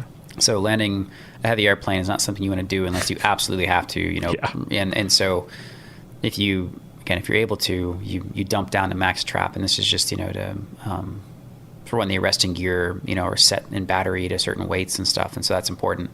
So you had to dump down to max trap. And so we launched off the CAT, and it was case 1 departure, which was 500 feet, 250 knots. And you just fly this to a certain like DME mileage, and then you climb out on mission. And I was like, one of my last flights in the squadron, real comfortable in the airplane, was having a hard time maintaining altitude at 500 feet. Just was like having to like really fight the airplane, and just thought it was like just me just not flying the plane well that day for whatever reason. And it slowly got worse, and it's sort of like this electrical smoke smell in the cockpit all of a sudden, and the artificial feel system, like the pitch feel system, malfunction, and some wires were anyway. Some was burning up in the system and lost control feel, and so the yoke didn't have the feel that it used to. It was almost gone completely, and so real easy to over control the airplane at that point. So it was happening, right? These sort of pilot induced oscillations, just based on the fact that the control feel that I was used to was now not there. And so it slowly got worse to the point the yoke was almost, just that feel wasn't there. And so had to relearn how to fly that particular Hawkeye, and came back around and had to dump gas, quite a bit of gas. I forget what the loadout was, but it was a full bag down to max trap, which takes a while. And sort of did this extended straight in and landed uneventfully, but it certainly was a weird, the thing to fly an airplane, so over 1,000 hours on the plane, it doesn't fly like the plane, right? And so you're having to do that controllability check. And you're a test pilot. Yeah, right. And it worked out, thankfully. But speaking of dumping gas, there's sort of scenario that comes to mind. Or one of my first flights in the squadron, real bad weather. It was like 0-0 type stuff, at least looking that way. I forget what the forecast actually calling, or the weather was calling. But we're on the CAT, and you can't really even see the end of the ship, right? It's just like that bad rain and clouds just like down at the deck. And again, I'm brand new. All I know is just keep my mouth shut, right? And we, again, that's not to discredit CRM and other stuff, right? But like you just sort of you're the new guy. This is deployment, right? Yeah. And you get the job done. And so we, off the CAT, shortly after launching, over on tower frequency that comes back, hey, 99 launch is canceled. We're going to recover the Hawkeye. Weather's too bad. We launched the Hawkeye. He's airborne, right? But everyone else, you guys, shut down and go eat. Yeah. And so they had to recover us. And so called the LSOs out. And as we're sort of setting up to recover, as we're climbing out, like really shortly after the CAT and this radio call, we get a hydraulic failure light. I forget what flavor of light, but it was something to do with quantity. And we, you have to you think real quickly in these moments, right? And you make the best decisions. And in that moment, we're going to recover, right? There's no other option. There's a divert a long ways away, like Okinawa or something.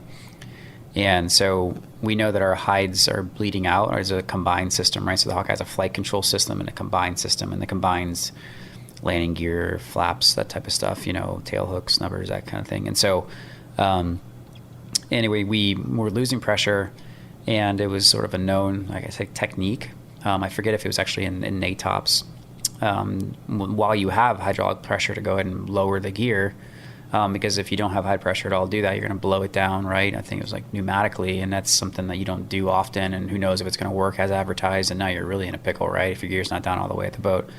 And so we went ahead and lowered our gear, and we got 3 down lock indications, which is great, but you can't raise the gear at this point anymore, right? And so you're stuck dirty, which slows you down.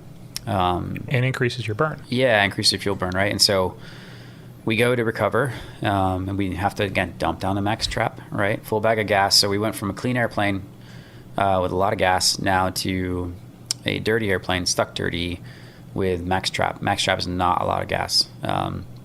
And so, it's enough to divert to somewhere nearby, but it's not that much gas. And so and depending on the aircraft and the loadout, it could be a little bit less. And so we came in to recover and didn't break out. Ship was just, again, 0-0, really bad weather. And the bullseye, which was the ILS at the time, to the ship was bent, is broken. It wasn't working. It was like NOTAMed out that day. And the ACLS, which is like the aircraft carrier landing system that locks you up, it's a form of ILS, but it takes into consideration the boat's like movement, so pitch and roll, which is kind of neat. And so, but it locks you up. It has this like radar. I don't know how it works exactly, but it picks up your aircraft and it locks up your aircraft. You put this code in the plane, and you fly these needles that you pick up around 6 miles. And this again is a daytime as well, but again the weather was absolute trash. It may as well have been night. And the ACLS having a hard time picking us up through the weather, if I remember the circumstances correctly. And so we didn't have bullseye. ACLS was, I think, intermittent. And so we're flying this TACAN type approach in real bad weather, and didn't break out at MINS. And, LSOs had us turn our taxi light on to make it easier for them to see us, right? And I remember one of the wave offs, so we waved off twice. One of them, I remember waving off and seeing like the top of the tower in the clouds, right? Just like right there, and not being able to couldn't see the deck looking down. And that's low weather. Yeah, and we, looking at your gas, right? And I remember before all this, right, after the first wave off, running our bingo numbers, right, our divert fuel numbers. And then like we had to run dirty bingo numbers, right? Because we can't bring the gear up anymore. And so we don't have dirty bingo fuel. We don't have that profile met. And so we're committed to the ship at this point. And we, thankfully, I think on our third or fourth attempt, the boat found some good weather, better weather, right? We were able to trap, and it was, I forget our fuel state and all that other stuff, right? I just remember I was brand new, just, eyes wide open. And so this is deployment, right? So that was, I met my squadron on deployment. I CQ'd and then met them right on deployment, and that was one of my first flights. And so it was an eye-opener. Yeah. Welcome to the Hawkeye. Yeah, welcome to the fleet, welcome to the Hawkeye.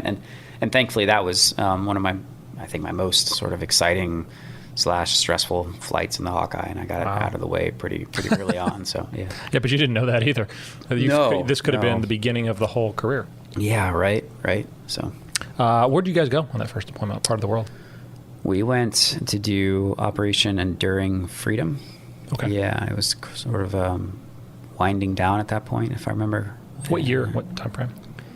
2013-ish. Okay. Yeah. Definitely Iraq was winding down. Yeah. This was more Afghanistan stuff. Yeah. More, oh, okay. So I might have mistaken that then. So Afghanistan, not Iraq. Yeah. And that was the first deployment, and we went into the this is right sort of the breakout of sort of Syria's civil war and the president using chemical weapons, and our president talking about our sort of response. And so we went into the Med, and we hung on the Red Sea for a while, went to the Med and got some neat port calls out of that. What's that airspace like? Is it pretty tightly controlled? So we operate out of the Red Sea quite a bit. And we were in the Med. It was more just transiting. I don't, not a lot comes to mind there as anything memorable. But it certainly was a lot better than summertime and, the Arabian Gulf. Yeah. And so it was actually like decent weather, and there's green stuff, right? You've just been in the desert for months at that point. So yeah, it was great. Got to drop into Naples for a port call, and my wife flew out, and so we went up to Rome and stayed there. It's great. Way. So, yeah. Wow, that is really cool. You mentioned OIF. Did you guys, and I'm going to use big air quotes because I'm not familiar with the terminology, the boulevard, right, flying up into the country? Yeah. So it was boulevard ops. We did a lot of like maritime ops in the Hawkeye, that deployment. Yeah. Okay. But yeah, there was the boulevard was open, and that was still a thing. That was people were transiting. So for folks that aren't familiar with it, I want to make sure I kind of circle back to it. What is the Hawkeye's mission? What is it really, really good at doing for the carrier? Command and control. So it has a suite of different sensors and gizmos and stuff on it that allow it to do several different sort of mission sets. My second deployment, we did a lot of airspace management, tanker coordination, and then working with other airborne assets to help them employ on bad people, right, and working with people on the ground, people in the air, and sort of managing a bunch of different assets and getting them in the right place, the right time, and again, tanker stuff. And so it's just airborne sort of they say early warning, but what we were doing in that moment was again just working with other aircraft. Okay. Yeah, making sure everyone was deconflicted and the right people were getting to the right places at the right time, and then if somebody fell out, working that problem and getting other assets. Who's in the front? Who's in the back? What's the kind of the crew concept? So pilots in the front, naturally, person in the left seat, their job is flying, and person in the right seat, again, the Delta has changed things, I think. The Delta I think the right seat, the front seat, the pilot, and the right seat's much more involved in the mission. The aircraft that I flew, we had a tactical laptop called the TacTop. We brought with us, and it was beautiful name, by the way. Yeah, and it was it helped us to do some things to help out the back end, but it was more of an after the fact type of thing. It wasn't a hard thing in the plane. You plugged it into the aircraft, but it wasn't. The Delta, I believe, is more the screens and the displays up front can be used in other ways. And we've learned some lessons from the E2A. Was there a B? What I'm getting at is the E2 has matured and it's come a long, long way. Exactly. And so nowadays, I think the right seat is much more involved. The pilot, the right seat is much more involved in the mission planning and also the airborne sort of employment of the Hawkeye. In the back end, you have 3 Naval Flight Officers or NFOs, and they all have different jobs depending on where they're sitting that day. And the person in the middle is the person in charge. The SECO is what we called it when I was in the fleet.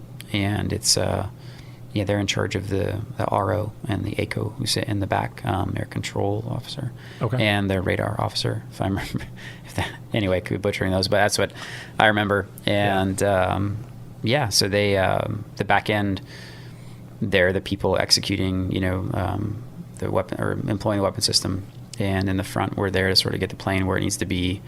On the right profile, and for them to do that. And again, I think the front end's a lot more involved than they used to be. Again, we were involved quite a bit at the time, but I think they have more neat tools available to them now to be even more sort of a part of what's going on. You mentioned that the name of the squadron, Airborne Early Warning Squadron, whatever. Which squadron were you in, by the way? 117. 117. Yeah, Wallbangers. What the heck? The Wallbangers? Yeah, it's an alcoholic drink, a Harvey Wallbanger. Yeah. Oh, okay. Yeah. Never mind. Enough said. How has that changed? Did the mission change while you were there in terms of it wasn't as much airborne early warning? It was more air traffic. I don't want to say air traffic control, but that's a lot. It was a lot of it, right? Yeah. So when we got there, when we showed up in the Gulf, the French carrier there, the Charles de Gaulle, I believe, they were doing daytime ops, and so we got there, and so the Truman, and they have Hawkeyes too, right? Mm-hmm. Yeah. We did nighttime ops, so the ship completely changed around their food schedule. You went to bed at dinner time and woke up at breakfast time, and you wouldn't dare go outside during the nighttime because it'd be daytime and just completely mess with your head. And so I remember the last recovery of the day, right, or / the night was always the best one because the sun was coming up, and although it was a night trap, it was a little pinky time. Yeah, kinda, exactly, right. It was a great good deal night trap. So we did basically the same thing. Every day when I got there, it was already somewhat established, and I remember that deployment. There was a lot of ordnance dropped, and it was pretty busy, and it was a lot of stationing, flying up into Iraq. What do you remember about flying over that country?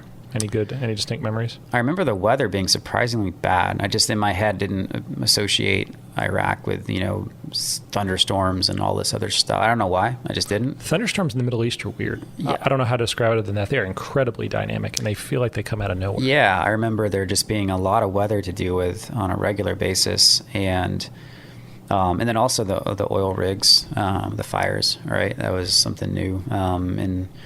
You could, depending on where you were, they lit up the night sky pretty well if there was a lot of them nearby, and so it was so that was neat to see that, and then flying over Iraq, I just remember the weather being a lot sketchier than I had for whatever reason in my head was going to be. So.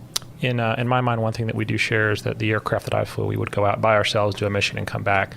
I feel like you're talking to other aircraft, you're interacting with other aircraft, but is it kind of a similar thing for you? You're going out, essentially, the Hawkeye goes out first, the Hawkeye lands last? Yeah, it's a little misleading. There's the, first to launch, but the jets are a lot faster than we are, right? So we might be the first off the deck, but they pass us there pretty quick. Yeah.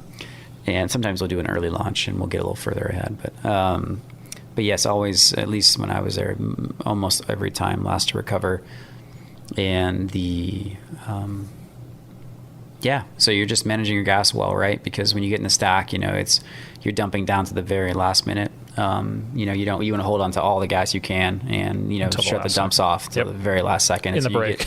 you get really good, or on downwind even. You get very good at managing your gas, and, you know, there's a holding pattern that you have to, it's a moving holding pattern, right? Because the boat's moving, you know, at the point you need to be at, and they'll give you an altitude or angels at that point, and you have to be at this moving point, you know, at a certain time within just a few seconds. So you get really good at holding and managing airspeed, and then gas, and so yeah, it's this dance, and it's cool. I miss it.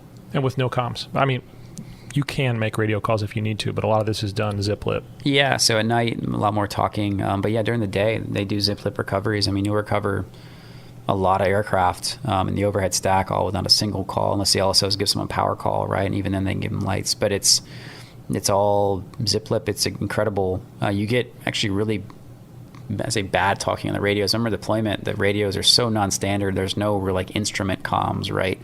That when you get back to shore, it's like now talking to approach and center. You're like, I don't want to do this anymore. I like due regard, right? And so, yeah. Without talking about anything we can't talk about, the big UFO that hangs out on top of the airplane. It's a radar, right? Yeah. Anything more we can say other than that? I mean, you're looking for, is it stuff in the air, stuff on the ground, stuff on the water? Yeah. Yes. And it does a lot, right? But you don't feel like you look at it visually and you think you must like feel like a speed break or something when you fly. I would think that, yeah. No, not in any way, Okay. actually. Yeah, it's neutrally aerodynamic.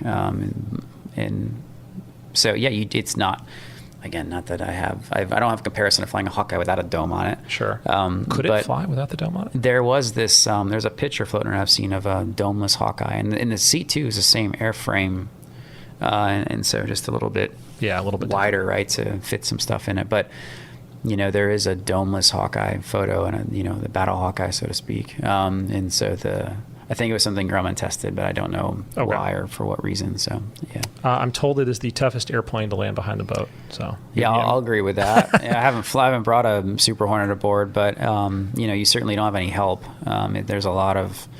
It's just you flying the plane. You know, obviously the LSOs are there, and your right seat there is giving you call outs. But yeah, it's all stick and rudder and power. There's no magic carpet. There's nothing else there. So. Do you ever bring one aboard single engine? I have not. No.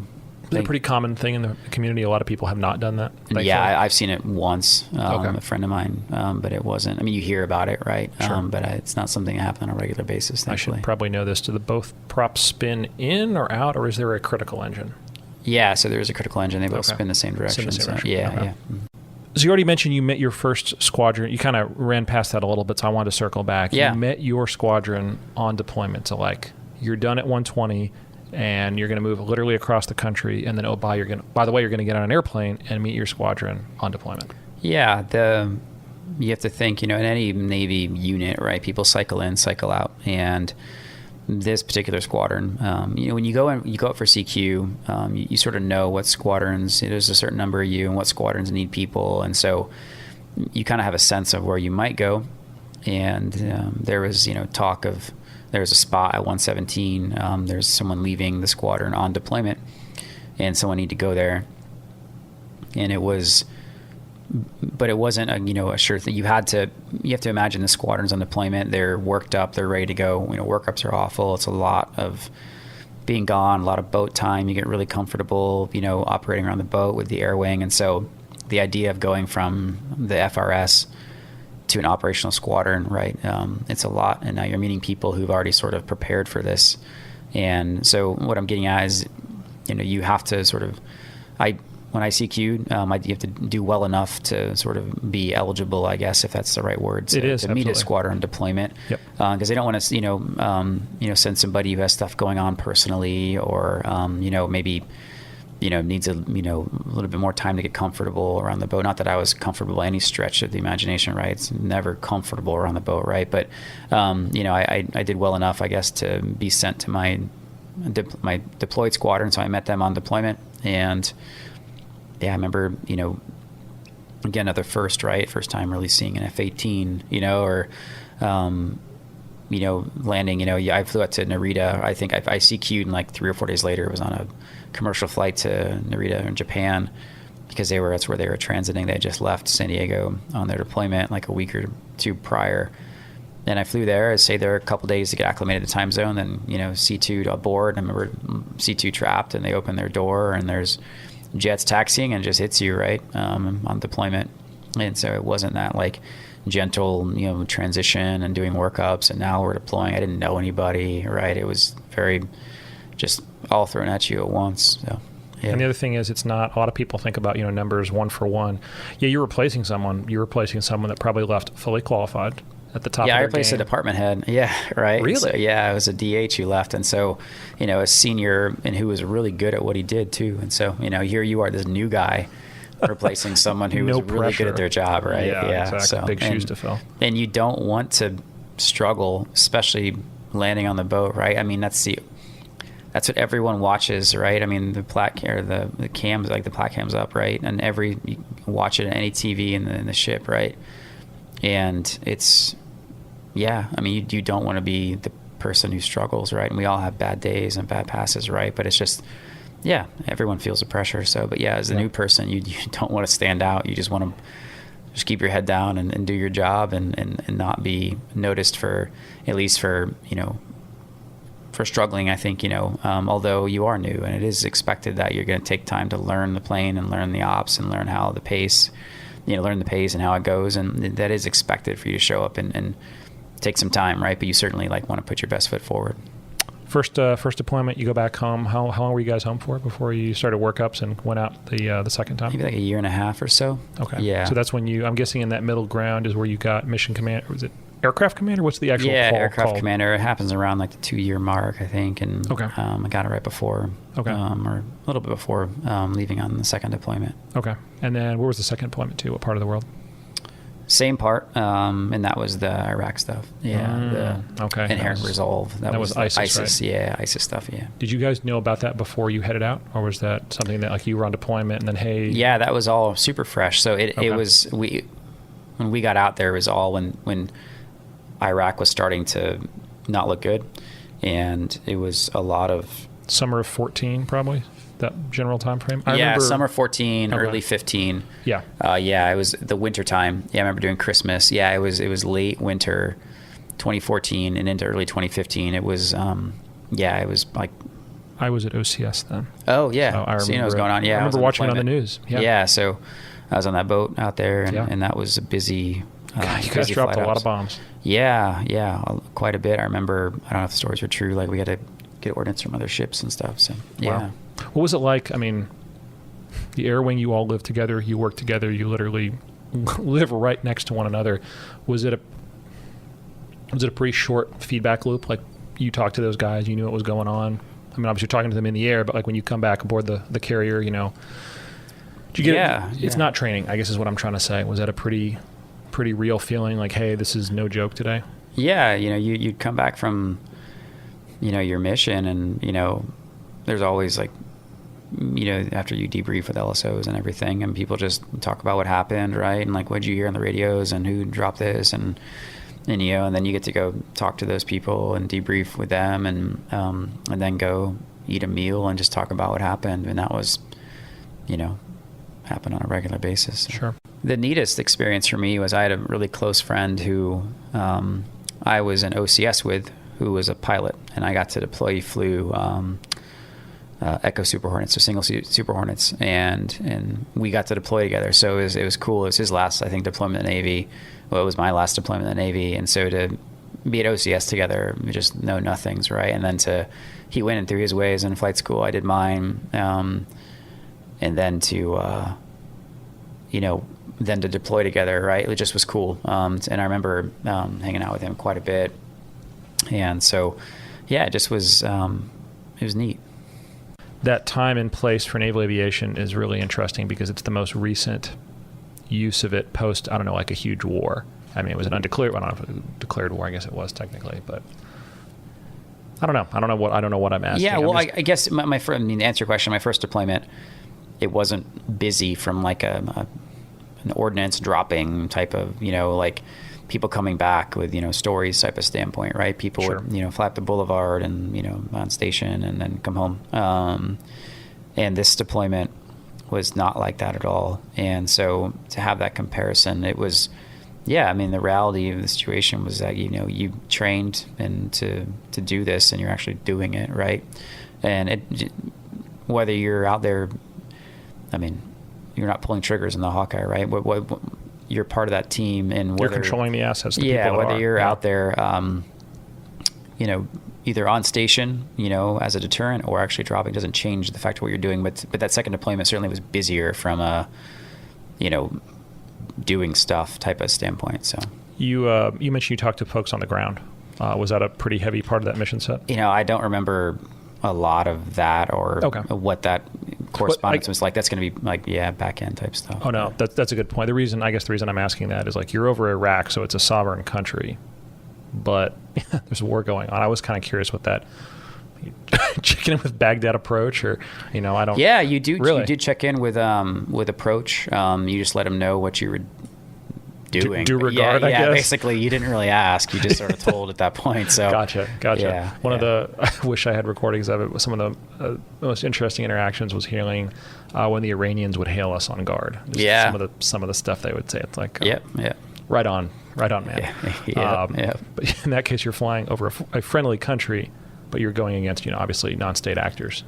So one of the cool things I think about the Hawkeye is you became an LSO, signals officer. Yeah. When does that happen in the pipeline? How does that flow kind of work for you? Because I think being an LSO has to be one of the coolest jobs on the boat. Yeah, it was just as fun as flying those wave days, and it was something I was asked to do shortly. Every squadron has, I think, 3 to 4 pilots who are LSOs, and you cycle every 4th day as a wave day. So you don't fly that day, you just wave. And you can wave any airplane, which is something I did not know. Yeah, so the highest qualification you get is an LSO in the fleet, and you're as a JO is a wing qual.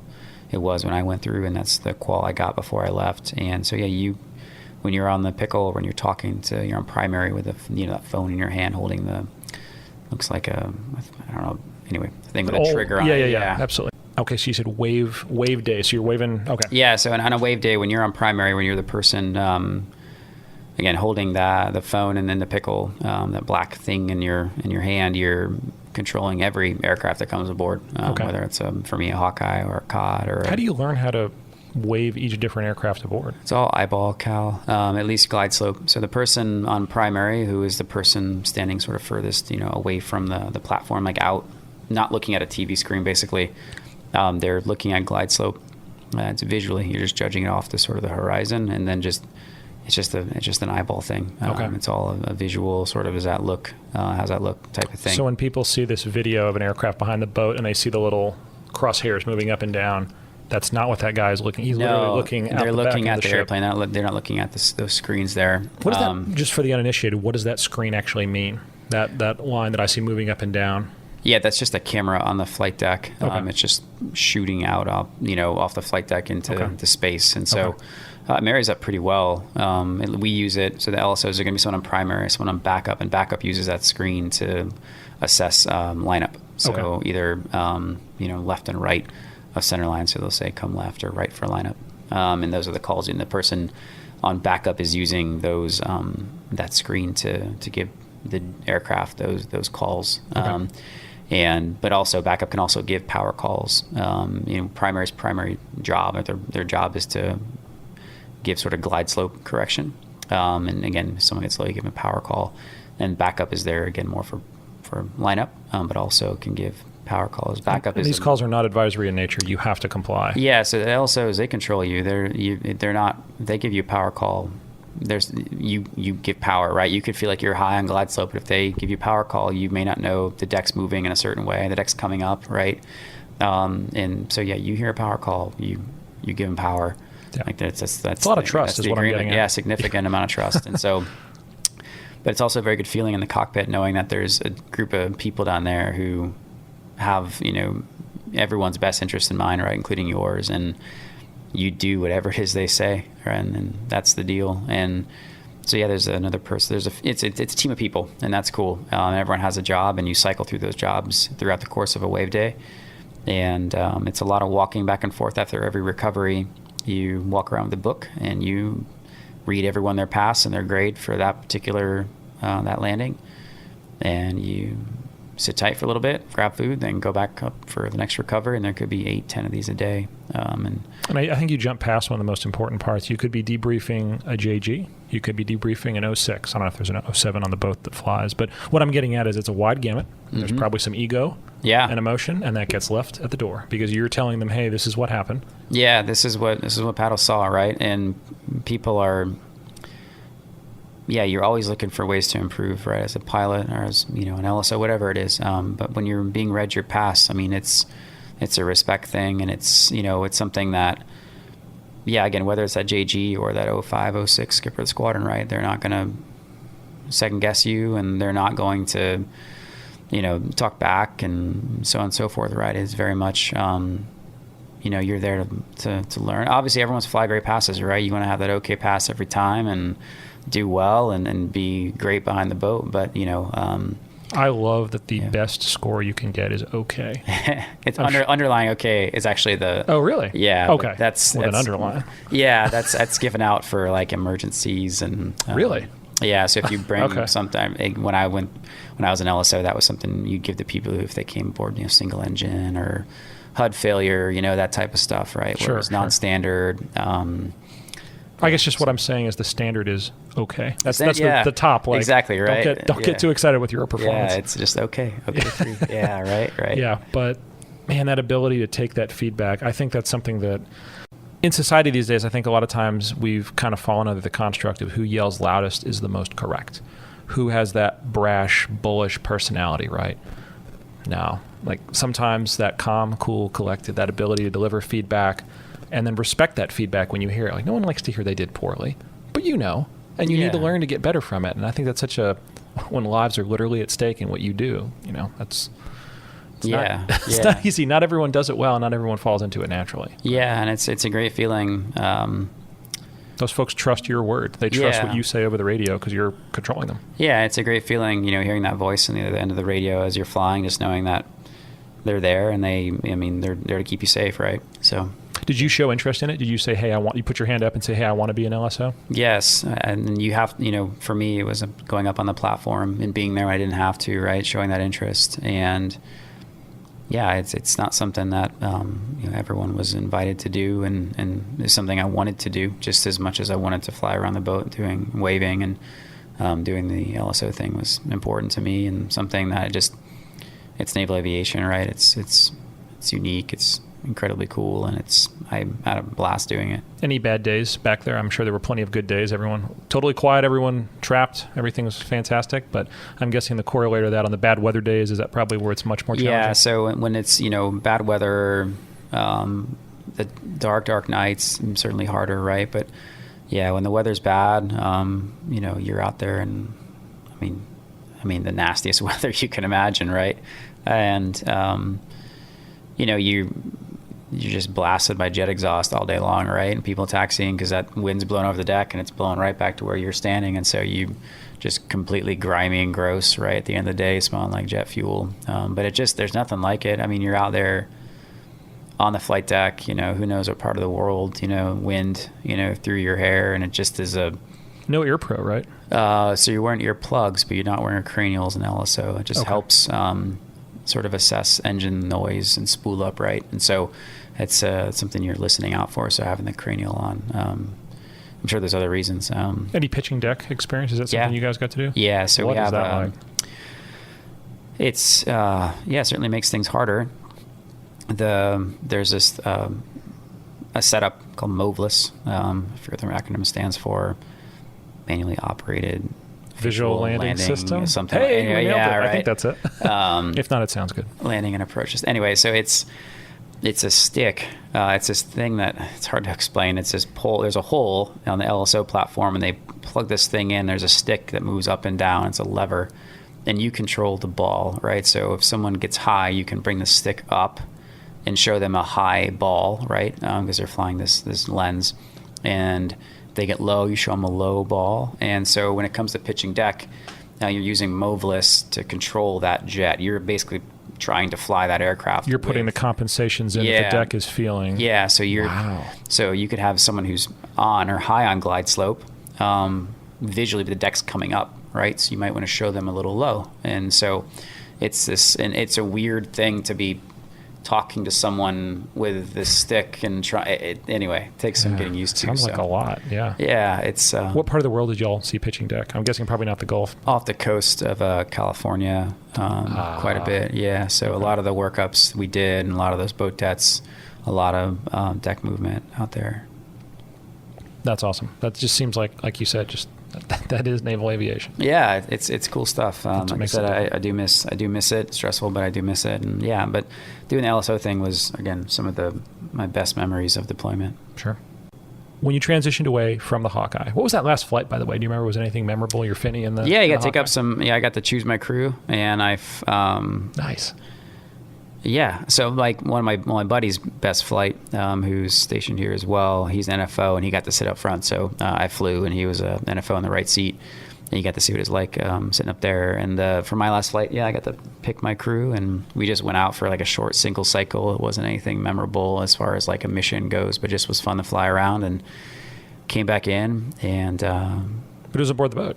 Yeah, I was at the boat. Wow. Yeah, on deployment. Okay. So you ended your time flying the Hawkeye? Yeah, on deployment, and then went home and met my son for the first time. He was born, was on deployment. So. Oh my gosh. Yeah. Wow. He was born 2 weeks after I left. So the first 6 months of his life, I wasn't around for. How did you experience that? Like FaceTime?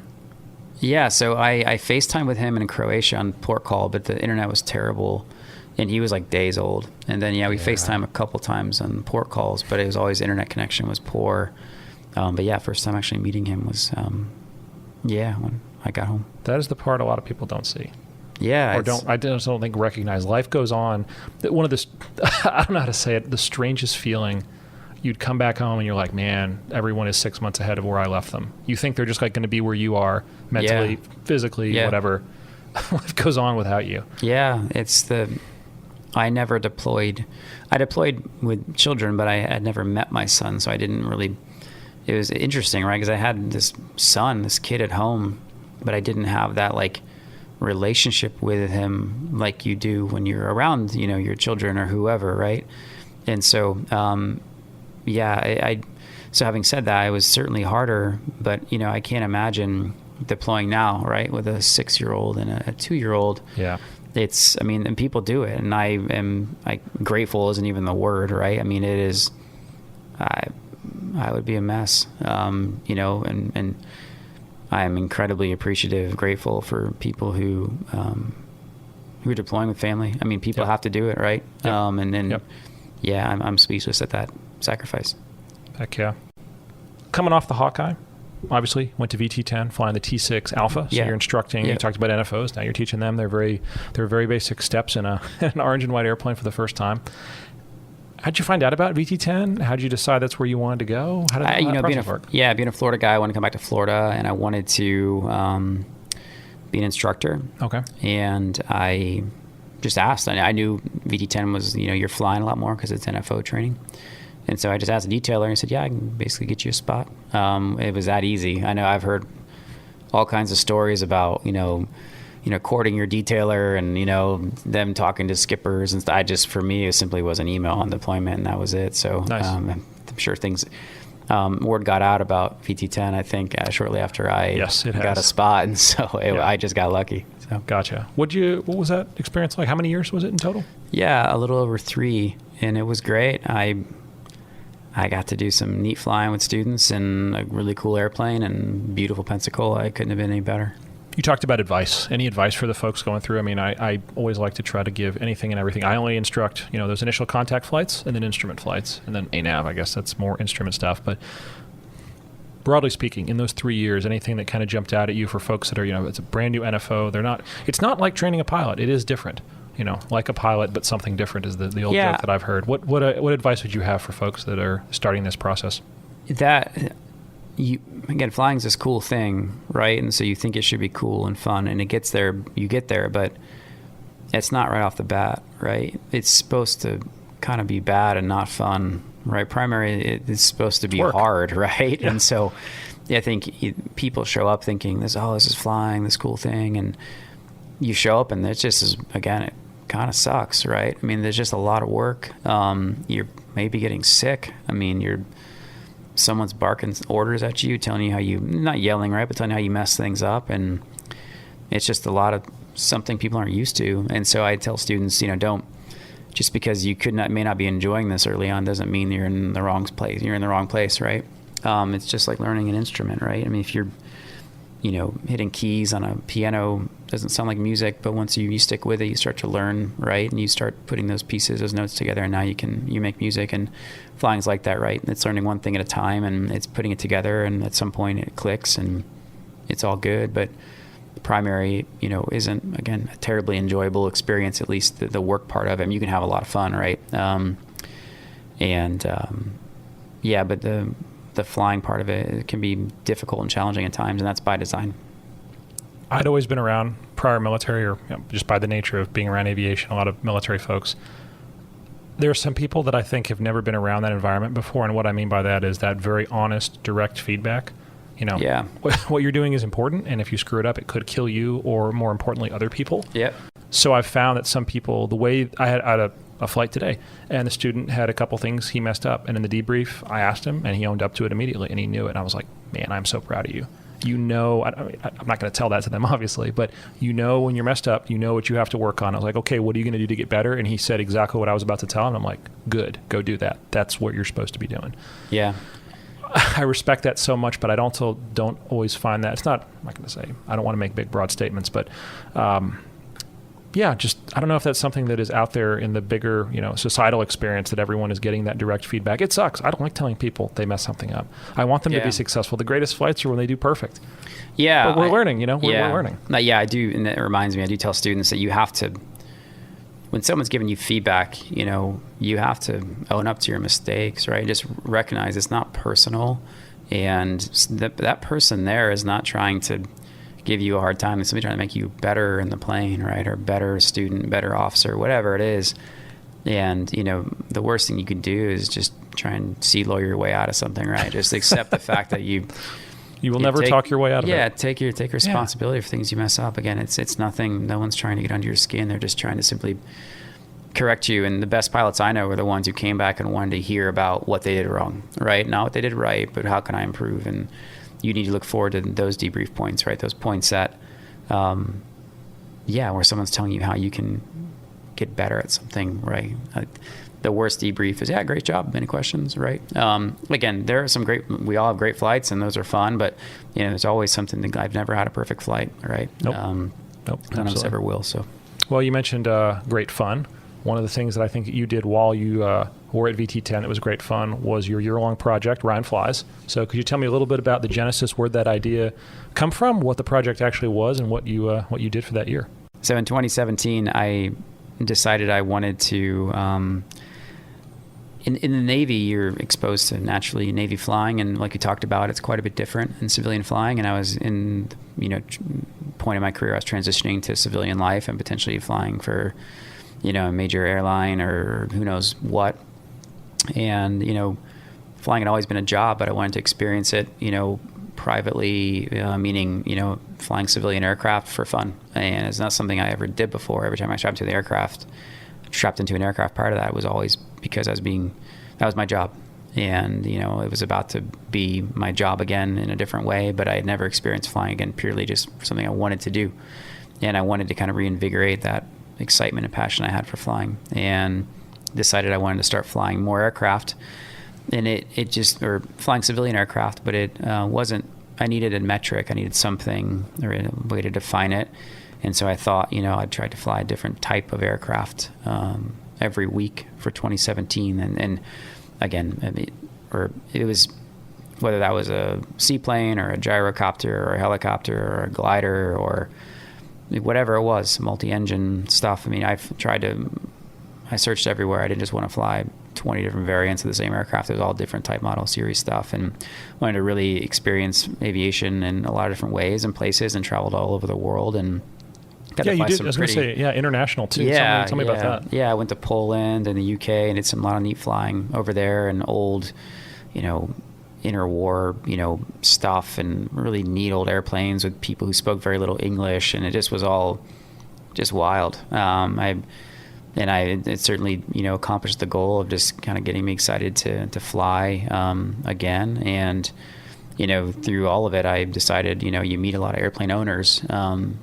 during that process. And I bought an airplane at the end of all of it just because I wanted to join that club and I wanted to see what that was like and wanted to continue flying, and so I bought a 1929, continued flying, outside of work, and I bought a 1929 Great Lakes 2T, and it was a lot of fun. Beautiful biplane. Yeah, thanks. It was a lot of fun. Well, looking back, it's like picking your favorite child. I know there's no such thing as picking your favorite of that 52. There's a Mustang in there, T34, Stearman, like you mentioned, gyrocopters, helicopters, sailplanes, multi-engine seaplane. What else am I missing? You mentioned the airplane in Poland. Yeah, that was a PO2, polycarp of PO2, like a plane that was flown by the Night Witches, World War II. And that was cool. I got to fly, again, that was in Poland with a guy who spoke no English. I spoke no Polish. And it was just push to pass, shake the take as far as controls go. And I flew most of the flight and, up rivers, around castles. Just was this crazy experience. And that was as a kid, to think of flying, I think of like old biplane flying over like open pasture or something. And that was like as close I ever got to that picture I had of flying as when I was a kid. So how did you make that connection? Like that's the thing I think that's so cool. How did you meet all these people? It's just incredible, right? And that's the generosity was the overarching theme of that whole that year, was just people sharing their aircraft with me. And like every time, let me buy gas and do no, this was, it was on me and I wanted to do this and it was a lot of fun. And so, it was always, you meet someone and they hear what you're doing, like, oh, well, this guy owns this cool thing. And I made it pretty clear I was wanting to experience, the weird, interesting stuff out there, right? And so people, aviation, everyone knows someone, right? And so I didn't know anybody who owned a plane when I started this. It wasn't as if I had this network of a Rolodex of people who just, the first 20 aircraft were easy done. I made phone calls. I knew no one. I just cold called people, and it turned into this really neat thing. And that makes it so much more incredible impressive experience. Yeah, it was all just phone calls and asking friends and giving emails, and a bunch of people didn't respond, and that's fine, right? So it was a lot of work. I mean, I think logistically way more work, right, than the flying was the payoff. So yeah. How'd you capture it? How did you share this journey with GoPros. others? I had brought a little army of cameras with me and mounted them on the aircraft, in safe ways, and edited the videos after the fact and shared them on YouTube. Nice. Yeah, I wrote an article. Are they still up there? I took them down. Okay. In an effort to sort of the project was over, and I didn't want this to be this floating YouTube channel out there without any other content. That's fair. The project was done, and I shared what I wanted to share, and I left them up for a year or so, and took them down. Yeah. For the record, I'd love to see them sometime. Yeah, they're all on my computer. I'm so curious to, like you said, it's like picking a kid. You can't pick a favorite kid, but what one maybe sticks out to you, just maybe that kind of defined the project? Was it that flight in Poland? Was it a Stearman? So many different airplanes. Yeah, I would say that flight in Poland was special for a lot of different reasons. Also flying the Mustang, it was TF-51, so I had to fly it from the back seat, right? Full controls back there, and so flying the P-51 that's just, cool, right? Sure. But I know what I was going to ask you. Which one was the one that got away? What was one that you wish you could have made work, but it didn't work out for some reason? Oh, wow. No, I don't. Nothing comes to mind where I was like, I jokingly say for like photography, I don't often think about the cool photos and flights and all the stuff that I got to do. I think of it's a MiG-23, a two-seat MiG-23 that came through Crestview, and I was an HT student flying in the TH-57 Charlie, and it was an instrument flight, and I should have IMSAFE'd or ORM'd or done something to hey, sir, sorry, I can't fly today. Yeah. Because I missed probably the only chance I'll ever have to see a two-seat MiG-23 fly. Probably. So that's, I jokingly say, the ones that got away are the ones I remember not so much as I shot air-to-air with like a P-51. Oh, yeah. It was awesome, don't get me wrong, but I'm always curious to... Yeah. I guess if I had to pick one that got away, I was in the UK, and there was they have some two-seat Spitfires over there. Oh my gosh! And then that would have been cool. I forget why I didn't do that when I was over there. But there's what a legendary airplane. Yeah, so cool. Just the yeah, don't get me started on the Spitfire. But yeah, it was. I kind of want to get you started on Spitfire because I know you have quite the connection to it. Right. But. So it was cool. The cool project. Again, I don't no regrets, but But it ended with you buying an airplane, which I think is the right way for that thing to end. Where'd you find your Great Lakes? I trade a plane or some internet. Yeah, I didn't know somebody. It just was something I found. So yeah. Yeah. I remember it was East Coast, right? Yeah, up in Maine, I think. Okay. Yeah, or New Hampshire. Okay, man, what a place to own an open cockpit biplane. I know, right? So perfect environment. Yeah. Yeah. Had it flown down here, I think, right? Yeah, ferried. I couldn't have ferried it because I didn't know how to fly the plane, and then the ferry pilot needed the front seat to put his bags in, so I couldn't accompany him with the flight. Sure, unfortunately, or on the flight. Gotcha.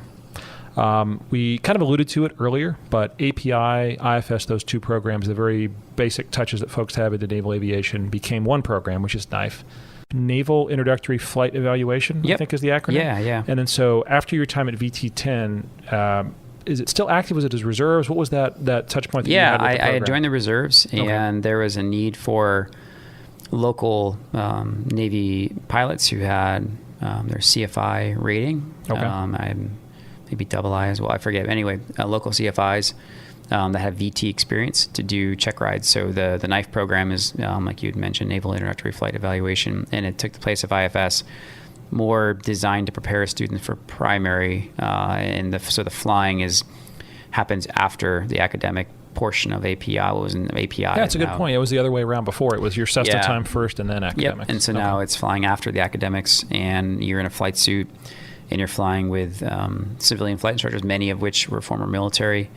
And it's a syllabus very much like primary, where there's like different blocks in 2 blocks, and at the end there's this check ride, this sort of capstone check ride, and you fly with a military flight instructor, or MFI, and that is what I was doing were the check rides, the check rides for the NIFE students, and that was their last flight in NIFE before they went on to primary.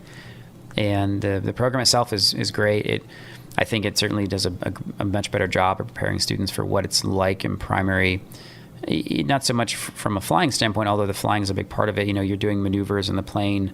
It's step by step. You're doing your high work and the things you do in primary. But even from like a studying standpoint, you're given all the same sort of books and publications, whether it's an FTI or an MCG, which is the flight training instructions, or the master curriculum guides. All these same books you're going to get in primary, you're given now at NIFE, and so you're exposed to the same types of things you're going to be exposed to in primary. So when you get there, you're not learning not just a different way of flying, but all this other jargon and other sort of stuff as well. And so I think it administratively and from a flying standpoint gets students much more does a much better job preparing flight students for primary. When I was instructing, some of the first students were getting to, as a brand new program, were getting to primary, and so some of that feedback was just starting to hit the streets, about how much better the students were prepared when I was instructing there. So that's good, because I don't think there's a lot of people that have that. NIFE is a very new program. I mean, we've just only recently on the VT10 side, we're having students now, all they know is NIFE. There's no more API people. Those people are already in advanced or, long beyond. Yeah. Yeah, it's good. Like, I don't know, for those of us that didn't know anything about it, and I did not know anything about it, hearing the thought process behind it, what we're trying to do right, we're trying to learn from, I'm not going to say the mistakes, but maybe the shortcomings of IFS. At one point, IFS went away. Yeah. There was IFS, and then there was no IFS. It was just straight to API, and I know folks that have done both. And it's nice to see that there's someone very actively trying to take the long game into account and say, hey, what can we do right? What can we... I feel like a lot of times people, the old timers, and I'm 100% call myself an old timer, there's less flight time, there's less, but the emphasis is different. It's on what matters, hopefully. Yeah. It's not about just dollars and cents. There's that, what makes a better student. So that student shows up, hopefully going to do better for subsequent training. Yeah. But I don't know. I think as time goes on, like you said, we'll keep getting that feedback.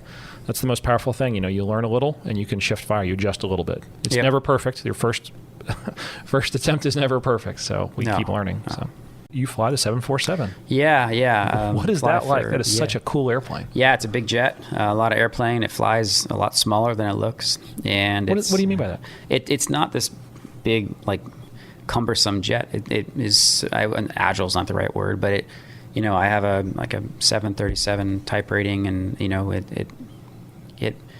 it doesn't have, it's surprisingly nimble, I guess is the right word. Again, it's a big jet. It's not like flying a T6, but you can fly the plane, and it's cool. And I, as a kid, it's 747, something I always wanted to fly. And so being able to do that now. There are less and less of them out there too in the world, right? Yeah, they're just flying. I mean, yeah, there are certainly some international carriers doing passenger stuff, but at least domestically, it's all going to be freight and cargo. Mostly what cargo. I do. Yeah. We'd see Coletta, Atlas. There are a bunch of them who come into Bahrain. Yep. And a lot of mostly military stuff, obviously moving stuff for the U.S. government. But it's a huge airplane. So yeah, I would have assumed same thing you just said. It's kind of a big, graceful, stately lady. She's not. Yeah. not a T6. But exactly. And it's a joy to fly. I mean, that's history, right?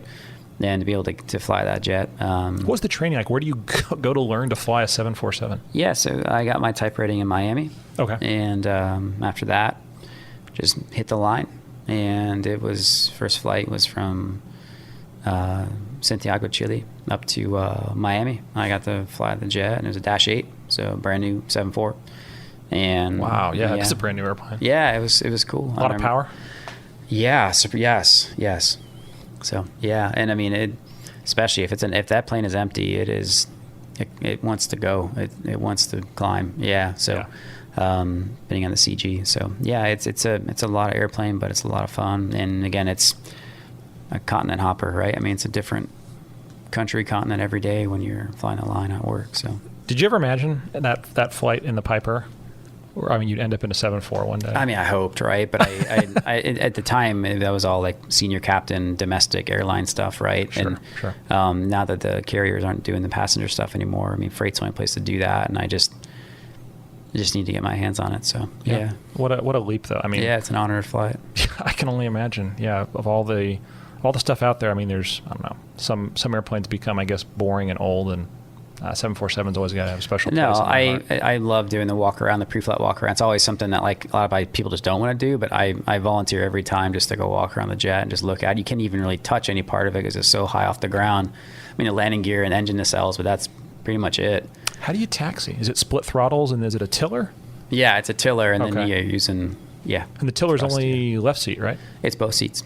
There is a tiller in both. So you taxi from the right as well. Yeah. Are they tied together and they move together? Yeah. That's got to be so strange. Yeah. So the it's just a little tiller over there. So. Okay. Yeah. Some of the taxiing's really interesting because I mean the nose gear's pretty far aft. It's behind you. Yeah. Yeah. So you get used to it, but there's a lot of technique involved in taxiing the 7.4. Is there a long? So we call it in the helicopter. We call it a long cord. Basically, like an ICS station where you can talk to. Because I could be wrong. I feel like in Bahrain, I remember the 7.4s going out, and you'd see a guy standing out in front as they started engines. And maybe I'm thinking of a different airplane. Maybe it was an Airbus or something like that. But is there a bit of a dance, or is it literally just, I don't even know what min crew is in a 747. Is it just you guys and that's it? Is there an in-flight engineer? Just two. No, it just can be two, depending on short flight. Yeah, just a couple. Holy moly. Okay. Yeah. So, but the longer stuff, you're talking, you can have 5-6 pilots, So yeah, it just depends on there's FAA rules and regulations, and then company policy and stuff. But depending how long the flights are, you'll as little as 2. So. Favorite thing you've ever hauled in the jet? Anything notable or noteworthy? Animals? Maybe I hear livestock. Yeah, my first flight was a bunch of horses. A plane full of horses. So they sedate them, right? We have like this handler who's basically like the equivalent of like a zookeeper type of person who has tranquilizers and stuff, and they. Jeez. Yeah. And they're valuable too, as I understand it. Yeah, I think it was a bunch of polo horses. They were flying from Chile up to Miami for some polo tournament or something, I think is what that was. But wow. I'm not 100% sure. I mean, you're not going to put them on a boat, so. Yeah, right. So yeah, the horses, I mean, it was an uneventful flight. I mean, but yeah, you're landing with a bunch of, I know, if they can fit in the 747, it's going to be flown. So. Heard of MRAPs, those huge, armored vehicles? Yep. I mean, produce, flowers, animals, cars, random, and just everything in between, right? So the world travels by air in many ways. Yeah. And it's going to do it in a big way in a 7.4. So. Yeah, a lot of it. So Ryan, again, thank you for being willing to sit down and chat with me. I really can't say thank you enough. I like to end these by giving the folks I'm speaking with kind of the last word. So what didn't I ask you? Any final thoughts? I'll give you the last one. When I went through IFS, one of my instructor there, and again, it doesn't apply to everything, but his mantra was something he told me, right? This especially sort of applied to the bad landings, but it was power fixes everything. And it's always something I kind of carried with me, to never force a bad landing, right? Never try and salvage that. Just take it around, right? Wave off for free. And so, yeah, I guess power fixes everything. It's if you have the gas, go try it again instead of, trying to salvage a bad situation, or potentially making things a lot worse, right? So, no, it was a lot of fun. It was a pleasure to do this. Thanks for asking me to be here. Yeah. I feel like that might apply to life, maybe just more so than aviation. Yeah, kind right. of a deep statement there. Yeah, so power fixes everything. This has been a lot of fun. Great to talk about a lot of stuff. Pleasure to do it and happy to chat again in the future. Maybe we can do this some other time. Once I have been flying for a little bit, so once I get back in the jet, here hopefully soon. And get the feeling there will be more cool stories to come. So yeah, hopefully. Yeah, for sure.